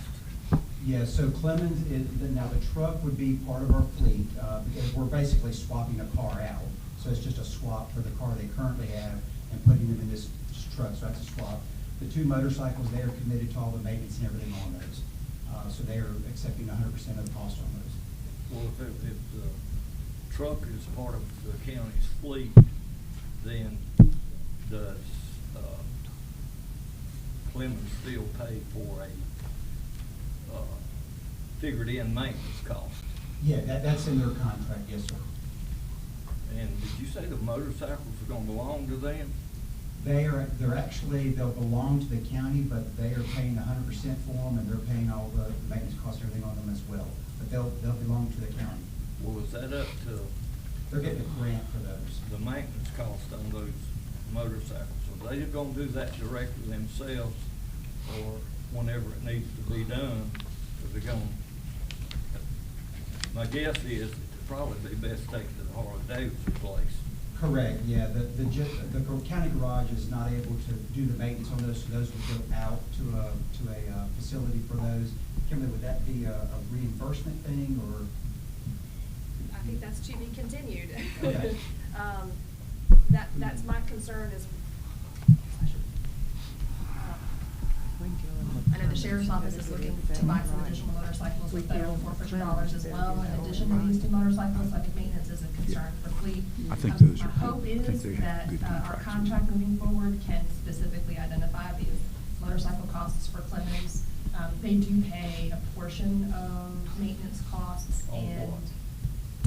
what? Motorcycle? On all their vehicles. On all, whatever's needed for their deputies. What do you mean a portion What was that? of the maintenance cost?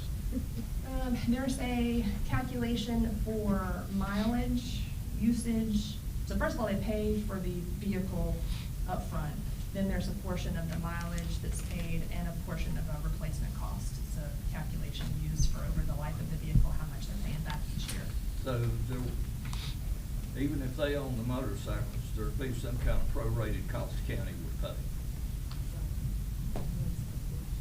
Well, okay, nobody's answering anything, so I come to my own conclusion. I would say yes.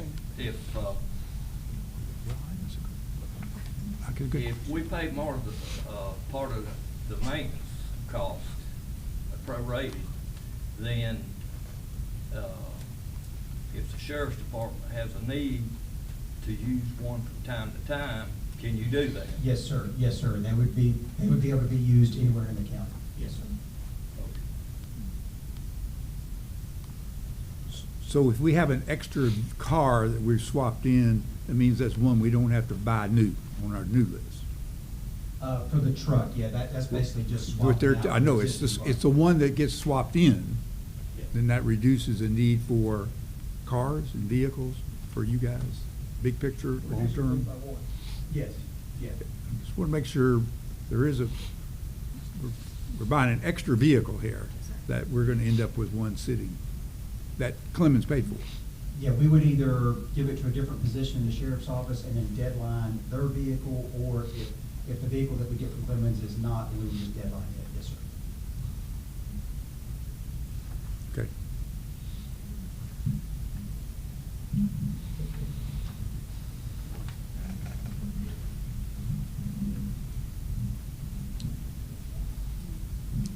The last thing we wanted to discuss, there was a lot of conversation about the community grants process and the term non-compliant, so I do just want to address that. First and foremost, the term non-compliant is an internal administrative designation, and it was used as part of our application review process to identify applications that did not fully meet the requirements outlined in the board's adopted policy, and we did provide a copy of your policy for you.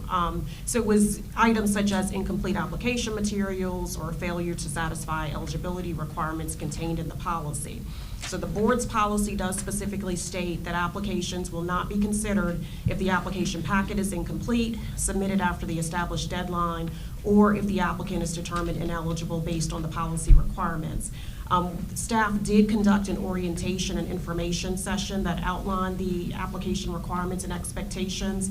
You can go online, it's forsyth.cc/community grants. There's a copy of the recording, a copy of the PowerPoint presentation, a copy of the policy that everyone was provided.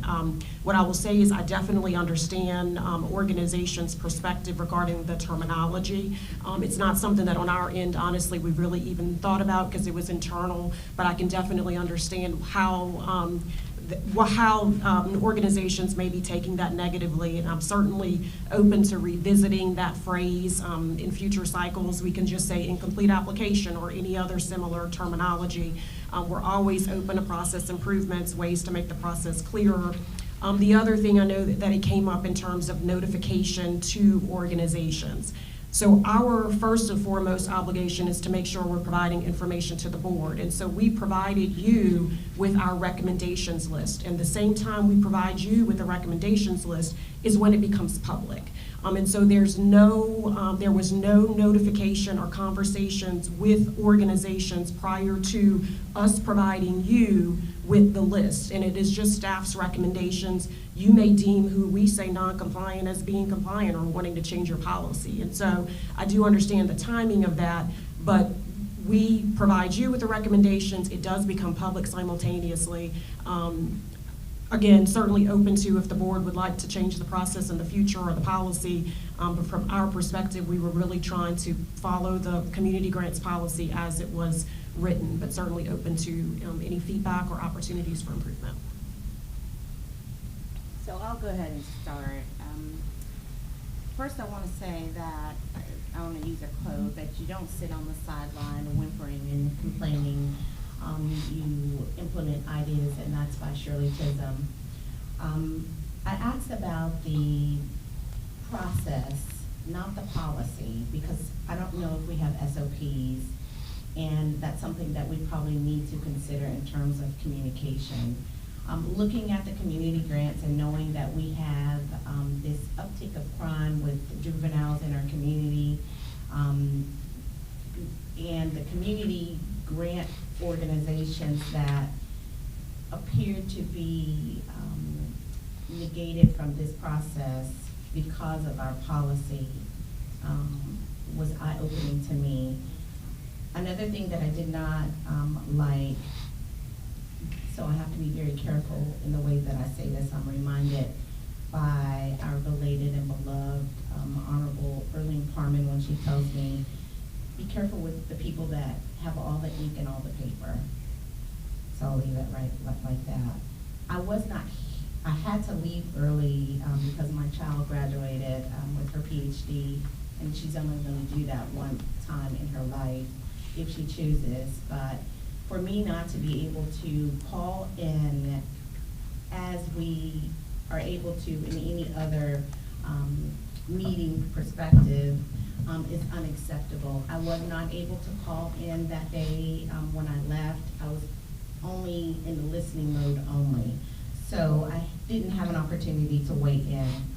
The other question that I would have was relative to when you're saying that the audit was needed for organizations that had a request for $100,000 plus, so $100,000 per the penny. So are we saying $100,000 that you needed the audit, or $100,000 and 1 cent? So we can be very picky around that. Also, they asked about a workbook. So I need to understand in this, and I hadn't had a chance to look at the video, but for what the application process looked like. In this application process, it should not accept, in my opinion, the application if it is incomplete.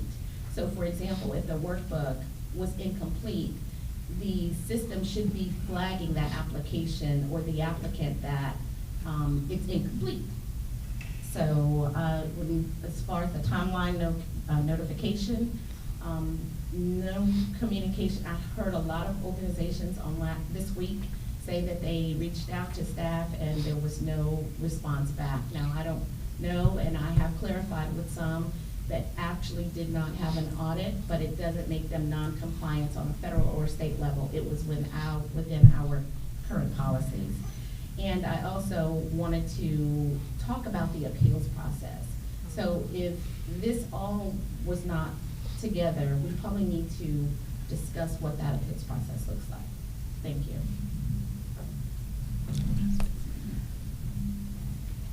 I do want to just reiterate and support some of the commentary that Commissioner McDaniel has already said. So I won't sort of repeat it, but I do want to ditto it that we definitely, had some concerns from some of the smaller organizations that applied for grants, and I think that holistically, just once again, trying to improve the process. I think, my recommendation may be to include the community in the process by way of, this is our process. Give us your feedback on how a smaller organization could be, more successful in this process, since I think it was reiterated again and again around, it appeared that a certain demographic, we heard Black women felt like it was, a system that did not, elevate their application. So I think that was definitely not the intention. And I just want to uplift staff whom I had a conversation with, and they were really wanting to go beyond the call of duty to answer to some of these concerns, wanted to get out into the community to really touch base with our citizens who felt like the process just did not work for them, to try to figure out how to get the process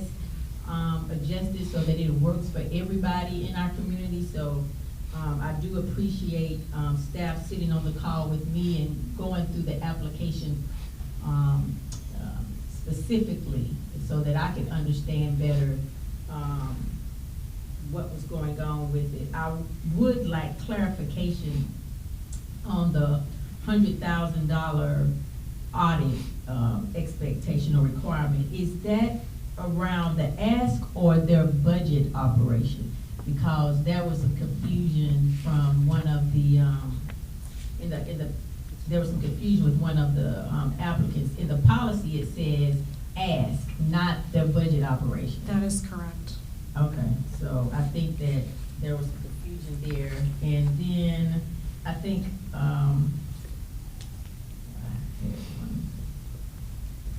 how do we confirm that, so I'm looking at eligibility review, how do we confirm, do all grants funds serve Forsyth County residents?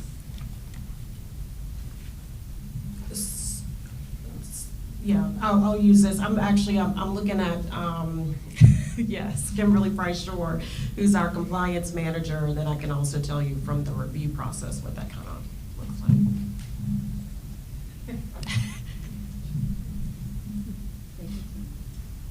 For the eligibility process, there's a checkbox that we use to go through each application.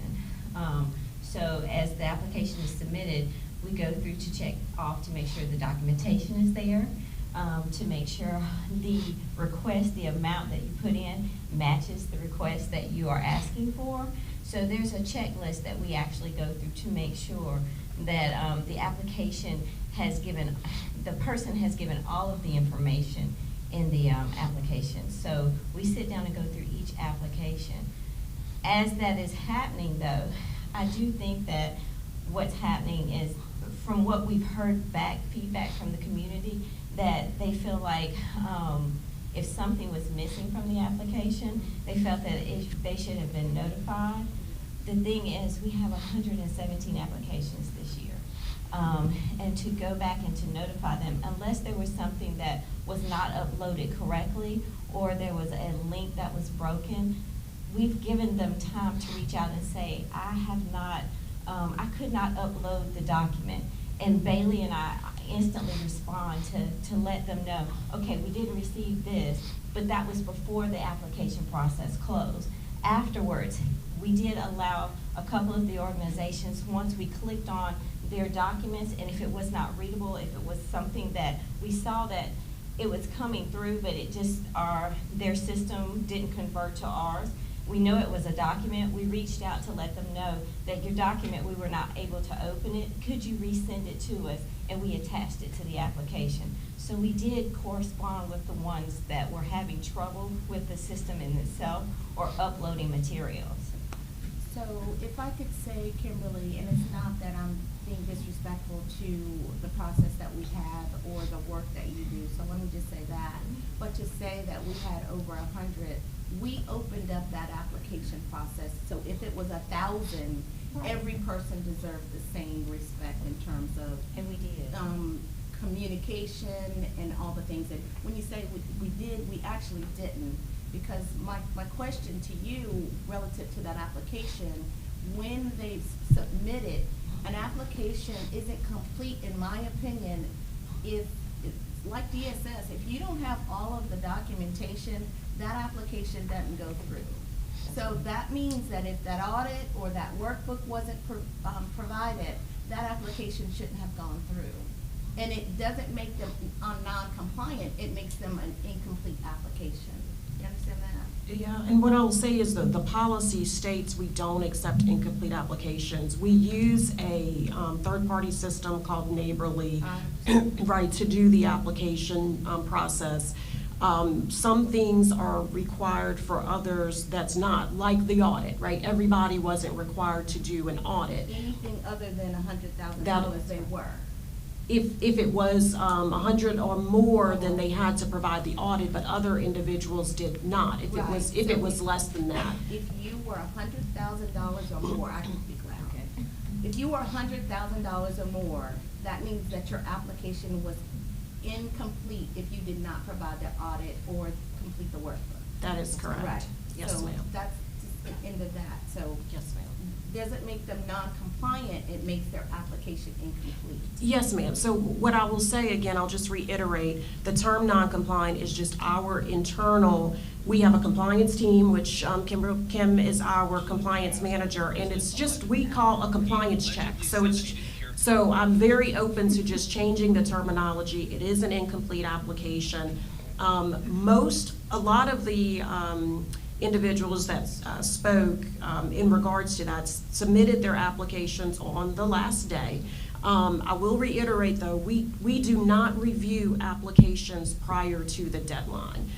So once the deadline has expired, then staff starts reviewing applications. And so if the board wants us to go and start and allow individuals to cure their applications, we would just need to change the policy, because the policy currently states we do not accept incomplete applications. So even on the county side, when we're applying for grants, which is why we need a grant writer, because we don't do this great ourselves, the first check is, did you submit all of your information? And if we did not, we are deemed ineligible as well. Ineligible, not non-compliant. So I'll stop right there, because I want to know how we plan to rectify utilizing messages or words about non-compliance to these organizations who now in the community are looked upon as non-compliant when they were not. Their application was just incomplete. So what I will say is we are happy to send letters to those organizations so they can have that for their documentation. We are happy to change the terminology in our final budget book that's adopted as well. We are happy to provide an explanation as to what our internal kind of terminology means. Again, in retrospect, we did not think about what that looked like for the organization themselves. It does not prevent them from applying in the future. It's no negative impact on the county side. But again, I can definitely understand their perspective on how that terminology may affect them. So we're happy to provide any sort of public notice about what that term meant. So in all fairness to the staff, I know that there are at least 2 organizations that I spoke with personally about not having what they were supposed to have. For example, the audit. So I won't go there, but I will go there with organizations that say, yes, we have an audit, and because we had a misunderstanding that it was either 100,000, we didn't need it. We needed it if it was 100,000 and a penny. You understand what I'm saying? So what does that appeals process for this board, since we don't have an appeals process, what does that look like for that organization? It's really the board's decision. Again, this is staff recommendations. You have the final decision, so you certainly can overturn any of the recommendations. Okay. And for those organizations that have reached out for the non-compliant term, I have offered to send a letter if they have reached out to other funding sources and they've been negatively affected. Yes. I have offered to send a letter on the behalf of the county to say that it are not what non-compliant means for this. That's right. Yes. All right. Thank you. I too have, looking for my notes right quick, so if someone else have a question, I apologize, I can't. It was one that talked about, go ahead. While you're looking, just a couple of comments. One, I would suggest in the future using the term incomplete by application deadline. So that it's clear what we're talking about for their purposes. And I think the idea of sending a letter, saying that non-compliant was an internal term, and what it means was that we did not receive an application that was complete by the application deadline for consideration and recycling, because that's pretty routine. And with regard to when an audit should be required, as opposed to the specific question of $100,000 or $100,000 and 1 cent. In my mind, the purpose of requiring an audit is, in that case, for an organization that's budget is, the current budget does not trigger a legal requirement in some other context. Is frankly to discourage organizations without proven experience in managing that sum of money from submitting applications that are frankly over their financial head. That's it.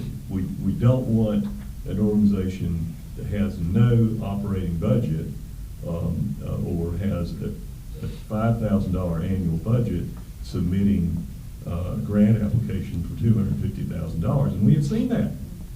And it's so out of reasonable scale that we want to discourage people from doing that and being more realistic about their asks. So, okay, thank you. I'm looking at specifically the North Carolina Black Repertory Company, which I think, oh my gosh, the kind of money that they have brought into this community for 40 years, and for us not to provide the stimulus they need to make sure we have another successful year of the National Black Theater Festival, which at any given point, I'm afraid to go to Guilford, Mecklenburg, please don't, because it's born right here in good old Winston-Salem County. Millions of dollars, I just want to put that on the record. But the non-compliance, and I know that's going to be changed, so I didn't mean to reiterate that. Request is over 100,000. It's not over, it is at 100,000. Now, the policy may state at 100,000, but in the reason why it was not requested, it says over, but it's not, it's at 100,000 with no audits. And then there is budget workbook not completed, but in the eligibility review, there's nothing about a budget workbook not completed as a reason why it would not be moved further to recommendation to, I guess, staff committees. So I would just like clarification about that. I would just say the budget workbook is just part of the application itself. And so again, we can provide you with a copy of what the application looks like, but on forsyth.cc/community grants, it is just part of the base that every organization was required to provide a budget workbook, which essentially is just what their budget is. So even if that, what I would say is even if that went to a committee review, the committee would have probably not recommended funding because there would have been no budget attached to even be able to provide any sort of recommendation or explanation. So that's you're saying that, It's basically the budget submission. correct. So are you saying in this community grants department, it's only just 2 staff people? Yes, and it's grants administrator. So Bailey Arnold serves as the grants administrator, and Kimberly Price Shores serves as the compliance manager. And outside of the community grants, when this is over, what are their positions? They stay in that role and they're monitoring and doing the, so that's right. So individuals, all the organizations provide reports. They're doing site visits, reviewing the reports and those kinds of things. Because what this board asked was that we had a policy similar to the ARPA process. And so essentially they're continuing that work. And they're doing things beyond just community grants. I mean, they have a whole list of other things, but in terms of community grants, they're essentially operating similar to how the ARPA process. Yeah, I'm just kind of thinking through once if we decide to get that grant writer, that the grant writer could assist in some way this application process, because I'm not sure if Neighborly is the best system to utilize. I love colors. People are starting, we don't use technology well enough in my opinion, and we need to do better with that. So those are just some of my suggestions. So what I will say is the city also uses Neighborly, and what we've heard is that organizations that apply for both, it's helpful that we're utilizing the same tool because they also could help kind of copy stuff over and those kinds of things. But we can certainly check to see if, maybe the city has theirs set up slightly different. I mean, yeah, again, we're always open to process improvements, and if there's something different the board would like to see, we're happy to do it. Thank you, Kimberly and Arnold. I appreciate you. So lastly, I just want to go to page 2 of the funding policy, and this is Roman numeral 3 up under the application process. The application must also include tax exempt documentation, current annual certified audit. If application is over $100,000. This application is not over $100,000. It is at $100,000. So I'll reiterate that as relates to this, the North Carolina Black Repertory Company not making eligibility expectations. So that's one thing we know that as it reads, is not correct. the budget workbook not completed, does that mean that none of it was done or was partially done? So not completed could mean one or the other. And if it's a part of a rubric, then obviously that would not be the determining factor where it wouldn't be recommended, I would think. Maybe that it wouldn't score high, but I would not go on the record saying that's why it's not funded, because some part of the workbook was not completed, unless you're saying none of it was done and they just submitted an application without providing any financials. I don't know. I would suspect it's budget detail. In other words, just what are you gonna spend $100,000 on? That's what it probably is, the workbook. I'm just guessing.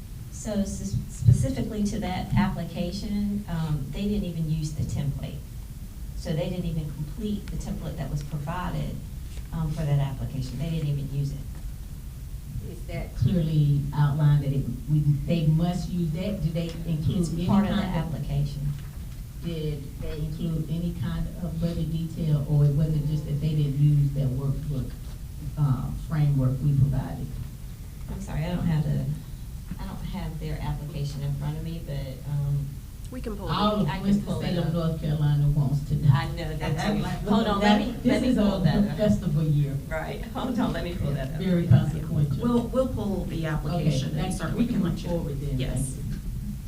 Do we check to see if the city provides funds also for some of these agencies? So, I think we have a chart. Yeah, so at the last meeting, we provided you with a chart, and just for clarification, on the committee review, we are not assessing applications based on whether or not they received city funds or not. It was this board that asked us to provide you with details on whether or not they're receiving city funds, and so we did provide you with that. It was in the packet at the last meeting, but we can give you another I'm sorry, I copy. wasn't No, here. that's There's okay. But also, I want to say that some of these agencies receive funds from tourism.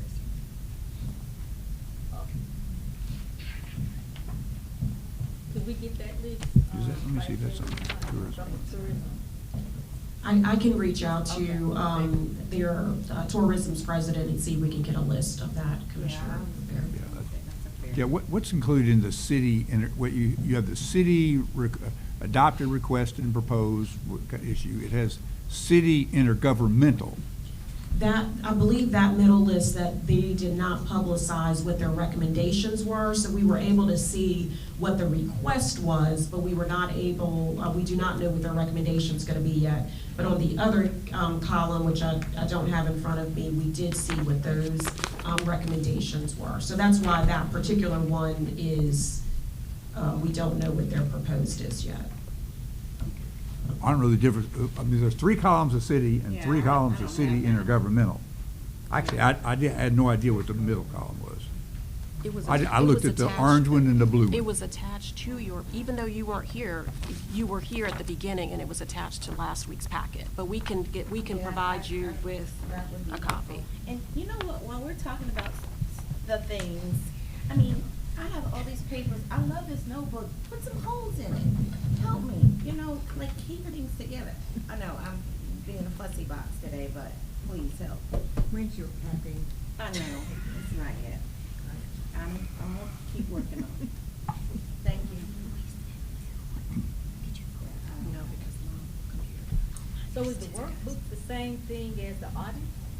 No, ma'am. Okay. The budget workbook is essentially them detailing what their budget request is. So what they're actually, the item, the cost, the details. The audit is a third-party independent audit that's actually reviewing the financials. Yeah, I just don't see in the eligibility review anything about the. So to answer your question about the template, they did submit their own. I think so. Their own That's information. frustrating, I'll be honest right now. That's. School. I'm not gonna catch the wave from Commissioner McDaniel, but I'm about to with that one. I just want to say that in terms of providing information to us on breaking down what the application was about, why you recommended, why you didn't recommend, was very helpful. Thank you. You know, it took a lot of work. And all of you did receive an email with the links of all of the applications, all of the backup details. So again, but if there's anything additional we can provide, we're happy to do so. Okay, so, Chair, Vice Chair, what I'm hearing is that when we get back, we need to probably have some conversations about the appeals process, and then what are we planning to do with these organizations that may have been eligible that are showing non-compliant? Does that make sense?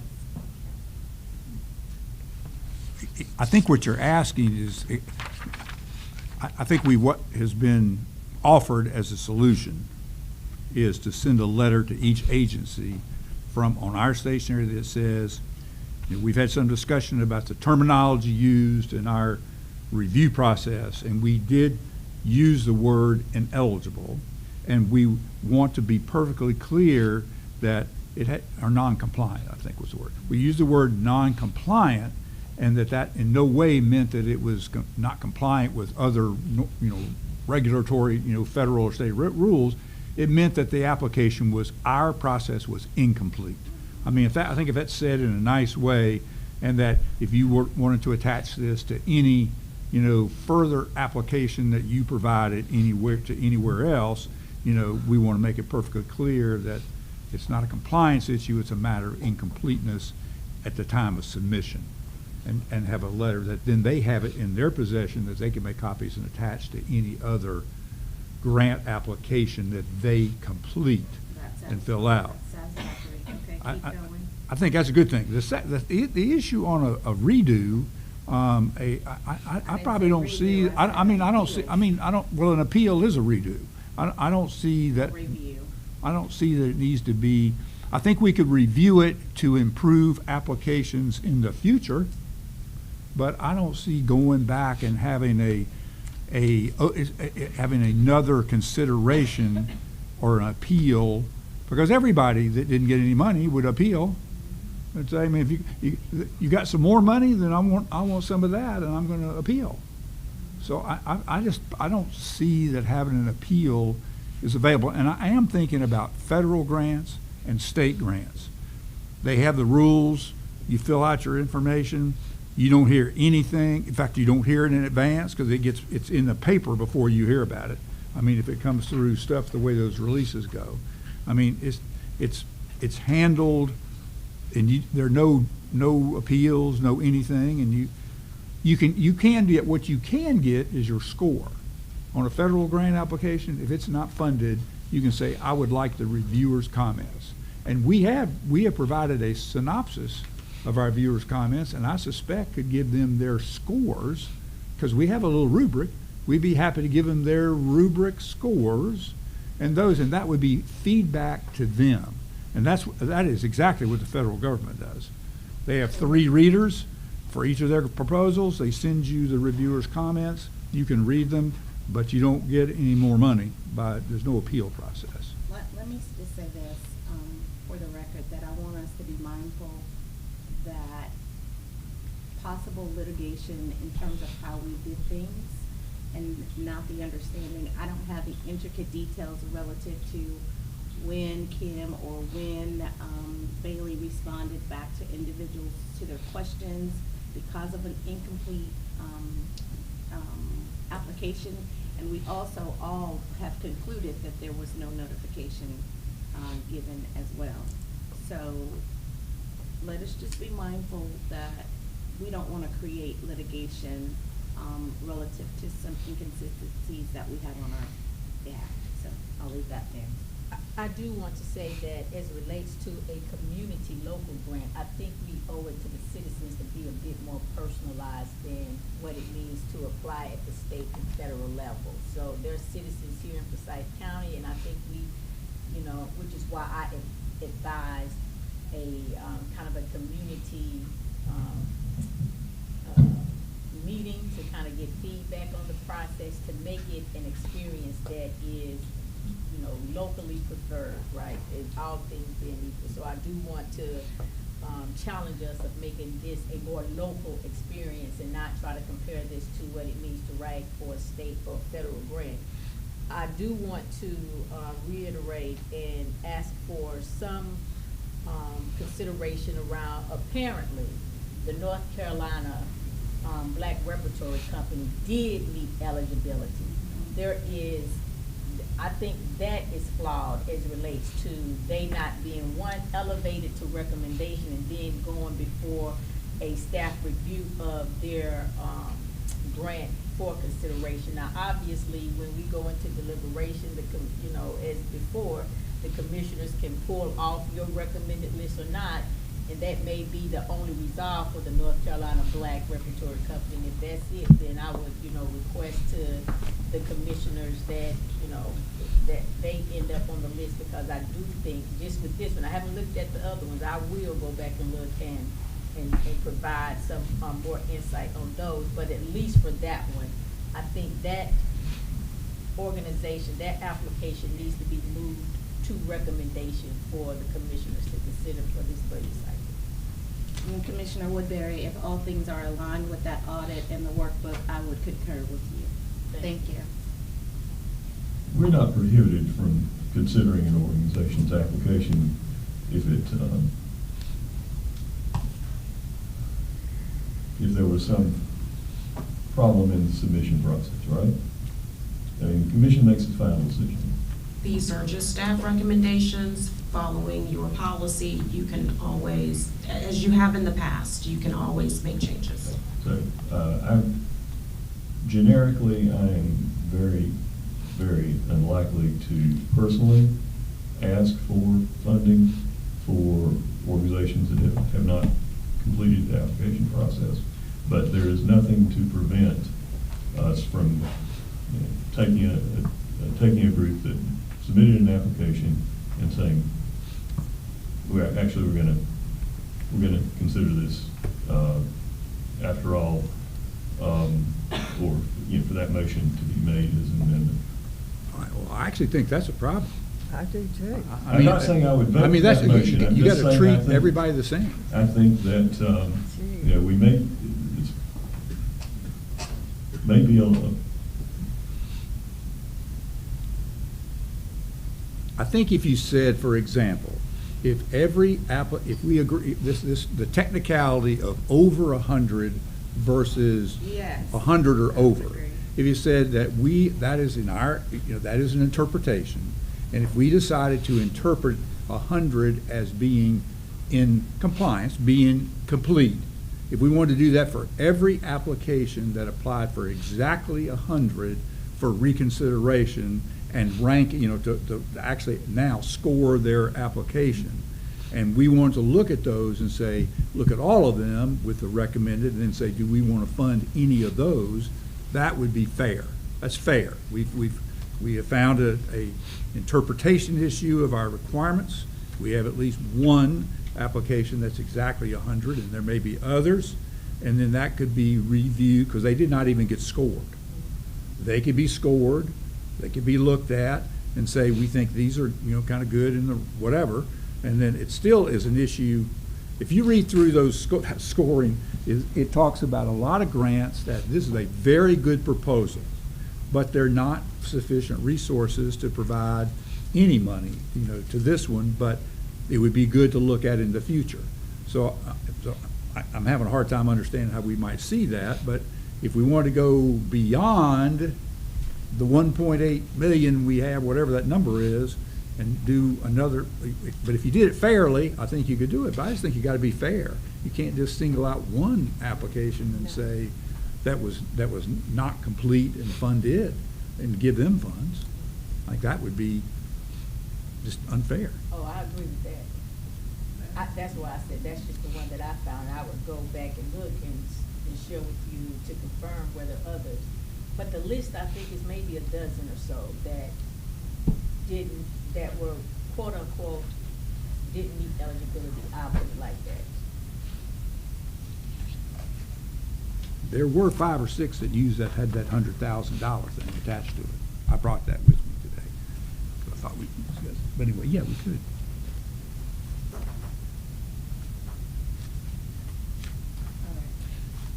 That's all. That's all the information that we have. I mean, this workshop really is your deliberations. We just wanted to follow up on some of the items. So if there's any other information we can provide to you, again, you have your little worksheet that you're used to having. If there's, any kind of workups you need staff to work on to kind of show what new numbers look like, all of that, please let us know. Kyle Wolf and his team will be available. Of course, Kyle Denise and I will be available as well. Well, this sheet isn't quite what I'm used, this gets us ready, but this is not quite ready, right? This is usually where you make any adjustments that you would want to make. That's why there's this big blank area. So last year, like, you filled in most of it with community grant stuff, or if there's any things you want to add or things you want to delete, that's what that is. All right, thank you. Well, before we close the grants thing out, I would like to say we've come a long way in this process, and staff have committed probably hundreds of hours. And I'm not talking. I mean, we have the management staff, but I'm talking our folks that are not in the grants office. Let me put it that way. Have spent hundreds of hours, and I think this was a yeoman's task. I mean, for the amount of trying to evaluate cost benefit and hours of staff time, this has been a pretty big one. To choose. So it's 1,000 times more sophisticated and better, and that was the criticism of this board. I just want to remind everyone that was we criticized it and said needs to be like ARPA. We made it like ARPA. So it's going to take, if there needs to be some fine tuning, that's fine. But I, for one, say a lot of good work here, and I appreciate it because I quite frankly didn't spend the time that I usually spend on it, because you all did, and I'm trusting your judgment basically. And looking, I wrote down things. If I had a choice, I would add and subtract a few things. But by and large, I think it was a lot of good work, and I think there was a lot of good reasoning and a lot of good feedback on that. So I'm saying thank you to all of you who did all that work. And could it be a teeny tiny? We can certainly change the over 100 to 100 or over, or whatever we mean for it to be. But I think Commissioner Bessie articulated exactly why there's a desire for an audit to demonstrate capacity for a organization to manage a $100,000 grant and do it well, properly. Anything else we need to say? So we do have another workshop scheduled for next Thursday at 9 a.m. We have it scheduled for here. If you want it on the 5th floor, we could do that. Just let us know with possible budget adoption on June 4th. So if there's any information you need between now and next Thursday, let us know. If there's any deliberations you want to do now to give us a little bit of an indication of what you're thinking, certainly also let us know. Yes, so before we get started, I know that Commissioner Gray isn't here today, but was he afforded a link to call in if he needed it? And moving forward, if I'm not available for some reason, I would love to be able to have a link, because again, we have that that call-in policy. I want to be able to call in and have conversations. We could, I don't know what's going on. We could probably set up a Teams link. I'm looking at Ashley, I think so. We could probably set up a Teams link to join. I know it's not always the best, but. We can when it is upstairs in the boardroom. In this room, I think it's a little public, but I can check it. Okay, well, we can check into that. Commissioner Wilson was not, just FYI, he's in court this morning, so he's really not available, but we can see what technology we can do down here. Thank you. Just a couple of quick comments. I'm assuming that you are seeking feedback. I think that the emergency services vehicles, the ambulances, are a high priority use for the $1.3 million. And I will be interested in discussing probably at the May 28th workshop of the possibility of a small additional increment, less than a cent, for some of the top priority needs in the school system. I would prefer the 5th floor next week. Yeah, I think so too, because then we have a little, we've done that before, have breaks, kind of deal with all that kind of stuff. That's works well. Anything else we do need to do now?